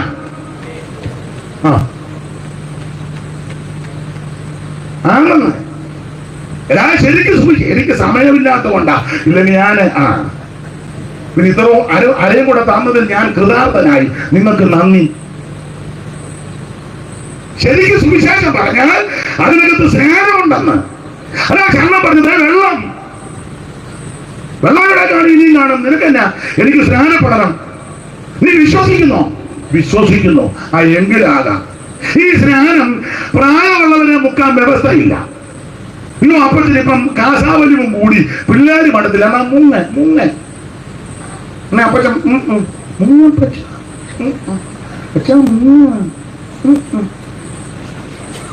അവസാനം അങ്ങേയറ്റം മറ്റുമ്പോ പുള്ളി പറഞ്ഞു, അമ്മ മുങ്ങ എവിടാ? ചാത്തശ്ശേരി കടവിന്റെ അവിടെ കൊണ്ട് മുക്കി. പണ്ട് വള്ളക്കാലില് ഒരപ്പച്ചനെ മേക്കാട്ട് വേവിച്ചാൽ നമുക്ക് മുക്കി മുക്കിയപ്പോ പുള്ളി നിന്റെ എല്ലാം സൂക്കേട് തോന്നല്ലേ, ഞാൻ പോവാ. എടാ, ഇത് സൂക്കേട് തീർക്കാനല്ല മുങ്ങുന്നത്, യേശുവിനോട് ചേരാനാ. അവിടെ തോണ്ടരക്കടവിന്റെ അവിടെ തോണ്ടരക്കടവില് തിരുമൂലം ചോറ് കൂട്ടി മണ്ട കൊടുത്തന്നെ മുക്കി വിട്ടപ്പോ അവൻ ഉണ്ടായിട്ട് അക്കരയ്ക്ക് പോയി. അക്കരയ്ക്ക് പോയിട്ട് തിരിഞ്ഞു പോലും ഒരു അക്ഷരം പറഞ്ഞില്ല, പോകുകയാണെങ്കിലും പറഞ്ഞില്ല. മുഖ്യ ചോറിട്ട് നോക്കി നിൽക്കുക. അവൻ അക്കരെ കയറിയിട്ട് കണ്ണാട്ടിപ്പുഴ കറിയാച്ചന്റെ വീട്ടിൽ കയറിയിരുന്നാ പിന്നെ കേൾക്കുന്നത്. പിന്നെ മനസ്സിലായി കല്യാണം നടത്താൻ വേണ്ടി മുക്കിയത്. അവൻ ഇച്ചിരി ഇളക്കമായിരുന്നു. വെള്ളത്തിലോട്ട് നോക്കിയാൽ വെള്ളം ചെലുത്താത്തല്ല, അവൻ കയറി ഇളകിയപ്പോൾ അവനങ്ങ് പോയതാ. ഇത് കല്യാണം നടത്താനല്ല മുക്കുന്നത്, ആളെ കൂട്ടാൻ മുക്കുന്നതല്ല, പ്രായമുള്ളവരെ മുക്കുന്നതുമല്ല, പിള്ളേരെ മുക്കാനുമല്ല. മുക്കുന്നത് ആരെയാണെന്നറിയോ? വിശ്വസിക്കുന്നവരെ. യേശുക്രിസ്തുവിന്റെ പാപത്തിന്റെ പരിഹാരം വരുത്തുവാൻ മരിച്ചുവെന്നും അവിടുത്തെ പരിശുദ്ധ രക്തം എന്റെ സകല പാപങ്ങൾ പോക്കി എന്നെ ശുദ്ധീകരിക്കുമെന്നും അവിടെ നിന്ന് വീണ്ടും വരുമെന്നും ആ വരവ് ഞാൻ ചേർക്കപ്പെടണമെന്ന് വിശ്വസിക്കുന്ന പ്രിയപ്പെട്ടവർ യേശുവിനോട് ചേരുവാൻ, യേശുവിനെ ധരിക്കുവാൻ, യേശുവിനെ ആരാധിപ്പാൻ അവിടുത്തെ മരണ അടക്ക പുനരുദ്ധാനത്തോട് ഏകീഭവിക്കുന്നത് ആ സ്നാനം. അപ്പൊ ശരിക്കും സുവിശേഷം പറഞ്ഞ സ്നാനമുണ്ട്. ദൈവത്തിന്റെ മകത്വം മാത്രമാണോ ശരിക്കും സുവിശേഷം പറഞ്ഞ അഭിഷേകം പ്രാപിക്കണം. കൊറോണോസിന് വേണ്ടി 10 വർഷം പോവുക. പുള്ളി പോവുകയല്ലായിരുന്നു. പുള്ളിക്ക് ഇച്ചിരി വെച്ചിരുത്തല്ലേ ഉള്ളേ. പുള്ളി എല്ലായിടത്തും ഒന്നും പോകുകയില്ല, എല്ലായിടത്തും ഒന്നും കഴിക്കത്തില്ല. നമ്മുടെ ഇടയിൽ ചില ആൾക്കാരുണ്ട്, ചില വീട്ടിൽ വെച്ചാൽ പ്രാർത്ഥന വെച്ചാൽ പോകുകയില്ല. അഥവാ പോയാലും അവിടെ നിന്നും അങ്ങനെയുള്ള ആൾക്കാരുണ്ടോ? പിന്നെ ഒരു കാര്യമുണ്ട്, കഴിക്കാൻ കൊടുക്കുന്നവർ വീടും വൃത്തിയായിട്ട് കൊടുക്കണം. പണ്ട് മാസയോഗത്തിന് അപ്പച്ചനെ ഭക്ഷണം ഉണ്ടാക്കി എല്ലാവരും നോക്കി വയ്ക്കുക. അപ്പച്ചൻ വെളിയിൽ ഇരുന്നവർ കണ്ടു അപ്പച്ചൻ ഭക്ഷണം ഉണ്ടാക്കുന്നത്. തോർത്തുമൊക്കെ കെട്ടി വലിയ കുശിനിക്കാരനാണ്. എന്നുവെച്ചാൽ പുള്ളി ഒന്ന് ചൊറിഞ്ഞ സ്ഥലമൊന്നും ഞാൻ പറയുന്നില്ല. എന്നുവെച്ചാൽ കടുക് വാരി ഇടുക, ചൊറിഞ്ഞേച്ച് കൈ കഴുകാതെ. പുറകിരുന്നവർ കണ്ടു, അവര് മെസ്സേജ് പാസ് ചെയ്തു കഴിക്കണ്ടെന്ന്. അപ്പച്ചൻ ഉറങ്ങുകയാണോ കേട്ട് ഗ്രഹിച്ചിരിക്കുകയാണ്. നടന്ന കാര്യമാണ്. ആ ചെയ്യുമ്പോൾ നീർവൃത്തിയായിട്ട് ചെയ്യണം. അതും വേണം. 2 വശമുണ്ട്. ഇപ്പൊ എത്ര പറയുന്നുള്ളൂ, ഇപ്പൊ അത്ര നിങ്ങൾ ഞാൻ തുടക്കത്തിലേ പറഞ്ഞില്ല, എല്ലാവരും പറഞ്ഞത് എനിക്ക് വിവരമൊന്നുമില്ല എന്നാ. വിവരം ചോദിച്ചാൽ അത് തന്നെ ഇങ്ങനെ വിടുന്നതിനായി ദൈവത്തെ സ്തുതിക്കുന്നു. ദൈവത്തിന് മഹത്വം. കൊടുക്കുന്നത് വൃത്തിയായിരിക്കണം. ശരി, പത്രോസ് അങ്ങനെ എല്ലായിടത്തും പോകത്തില്ല, കഴിക്കത്തില്ല. അത് കർത്താവിന് അറിയാവുന്നതുകൊണ്ട് തുപ്പട്ടി ഇറക്കി കാണിച്ചു. തുപ്പട്ടി പണ്ടൊരാൾ വായിച്ചു, തീപ്പട്ടി കാണിച്ചത് പത്രോസിനെ. അപ്പൊ പറഞ്ഞു അങ്ങനെ തെറ്റിച്ച് വായിക്കാതെ ശരി അടുത്ത് വായിച്ചു, തേപ്പൊട്ടി കാണിച്ചു. തേപ്പൊട്ടിയല്ല, തീപ്പെട്ടിയല്ല, തുപ്പട്ടി കാണിച്ചു. എന്നിട്ട് സകല നാൽക്കാലി എഴുതാതി എല്ലാം ഉണ്ട്, ഇറത്ത് തിന്നാൻ. പത്രോസ് പറഞ്ഞ് മലിനമായതൊന്നും അല്ലല്ല, ഞാൻ വിശുദ്ധീകരിച്ചത് നീ മലിനമെന്നെണ്ണുന്നോ? അന്നേരം നാണ്ട് കൊർന്നേലിയോസിന്റെ വീട്ടിൽ നിന്നാണ്. അപ്പൊ മനസ്സിലായി അങ്ങോട്ട് പോകാൻ ദൈവം കാണിച്ച ദർശനമാണ്. അല്ലാതുള്ള പോത്തിനെയും പശുവിനെയും പന്നിയെയും പെരുമ്പാമ്പിനെയും തിന്നാനല്ല. നിങ്ങളടുത്ത് പറഞ്ഞ് ഞാൻ പെരുമ്പാമ്പിനെ തിന്നുമെന്ന് കണ്ടാൽ കിട്ടുകയല്ല. അയ്യോ, ഇവന്റെ കൂടെ ഒക്കെ എങ്ങനെ ഇരിക്കുമെന്നുള്ളതാണ്. പെരുമ്പാമ്പിനെ കൊടുക്കാൻ പറഞ്ഞ് കണ്ടപ്പൂച്ച കണ്ടാൽ ഞാൻ വിടുകയല്ലെന്ന്. എന്തെല്ലാം തിന്നാനുണ്ട്, എന്നാലും അവന് എന്തെല്ലാം തിന്നാനുണ്ട്. അത് നമുക്ക് വിട്ടേക്കാം. ചുരുക്കി പറഞ്ഞാൽ ഈ അറുത്ത് ഭക്ഷിക്കണം. അങ്ങനെ കൊർന്നേലിയോസിന്റെ വീട്ടിൽ ചെന്ന് പത്രോസ് വിവരിക്കുന്നില്ല അധികം. ഉടനെ കൊർന്നേലിയോസ് പറഞ്ഞു, അയ്യോ വന്നത് ഉപകാരം, ഞങ്ങളെല്ലാരും ഇവിടെ ഉണ്ട്. പത്രോസ് വാ തുറന്നു തിരുവഴുത്ത് പറഞ്ഞു. പത്രോസ് ഇങ്ങനെ ദൈവവചനം പറഞ്ഞപ്പോൾ 44 വായിച്ച് എന്തോ സംഭവിച്ചു. 44 പെട്ടെന്ന് വായിച്ചു. 44 10:44 പെട്ടെന്ന് ഈ വാക്കുകളെ പത്രോസ് പ്രസ്താവിക്കുമ്പോൾ തന്നെ വചനം കേട്ട എല്ലാവരുടെ മേലും പരിശുദ്ധാത്മാവ് വന്ന് അവർ അന്യഭാഷകളിൽ സംസാരിച്ച് ദൈവത്തെ അപ്പോൾ ശരിക്കും സുവിശേഷം കേട്ടാൽ അഭിഷേകം പ്രാപിക്കും. ഇതാ സുവിശേഷം. എന്തുവാ സുവിശേഷം? യേശു ക്രിസ്തു. എന്തിനാ സുവിശേഷം? സകല മനുഷ്യൻ രക്ഷപ്പെടാൻ.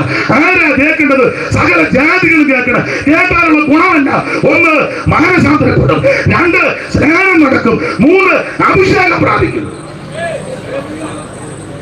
സ്തോത്രം. ഇനിയുണ്ട്, ഒത്തിരി ഉണ്ടെങ്കിലും സമയം പോയതുകൊണ്ടങ്ങ് നിർത്തുക. ഇനി ആരേലും എന്നെ വിളിക്കുന്നുണ്ടെങ്കിൽ, ഇനി നിങ്ങളും കർത്താവ് വരാൻ താമസിച്ചാൽ വല്ലതും വിളിക്കുകയാണെങ്കിൽ എനിക്കൊരു 2-2.5 മണിക്കൂർ തരണം. ദൈവത്തിന് സ്തോത്രം. എന്നാൽ ഇന്ന് ഇത്രയും തന്നതിന് വളരെ സന്തോഷമുണ്ട്. ഇത്രയും നേരം എന്നെ കേട്ടിരുന്നതിന് ഒത്തിരി നന്ദി. ദൈവം നിങ്ങളെ എല്ലാവരെയും അനുഗ്രഹിക്കട്ടെ. ബഹുമാനപ്പെട്ട സാറിനെയും ഈ സഭയെയും കർത്തദാസി കടന്നുപോയി ഈ ശവസംസ്കാരത്തിന് ഞാൻ വന്നാൽ മിനിറ്റുകൾ സംബന്ധിച്ചു. ആ നല്ല ആത്മീയ ബന്ധങ്ങൾക്കായി സ്തോത്രം, കർത്തദാസന്മാർക്കായി സ്തോത്രം. ഒരു കാര്യം പറഞ്ഞ് അവസാനിപ്പിക്കട്ടെ. യേശു മാത്രമാണ് രക്ഷകൻ, മറ്റൊരുത്തരും രക്ഷയില്ല. യേശു ക്രിസ്തുവിനെ കൂടി മാത്രമാണ് രക്ഷ. ആ രക്ഷ കരസ്ഥമാക്കി നിത്യതയിലെത്തുവാൻ എന്നെ കേൾക്കുന്ന ഏവർക്കും ദൈവയുടെ ആക്കപ്പെടുന്നേ ഓർപ്പിച്ചും അവനെ ആശീർവദിച്ചും എന്റെ വാക്കിൽ നിന്ന് വിരമിക്കുന്നു.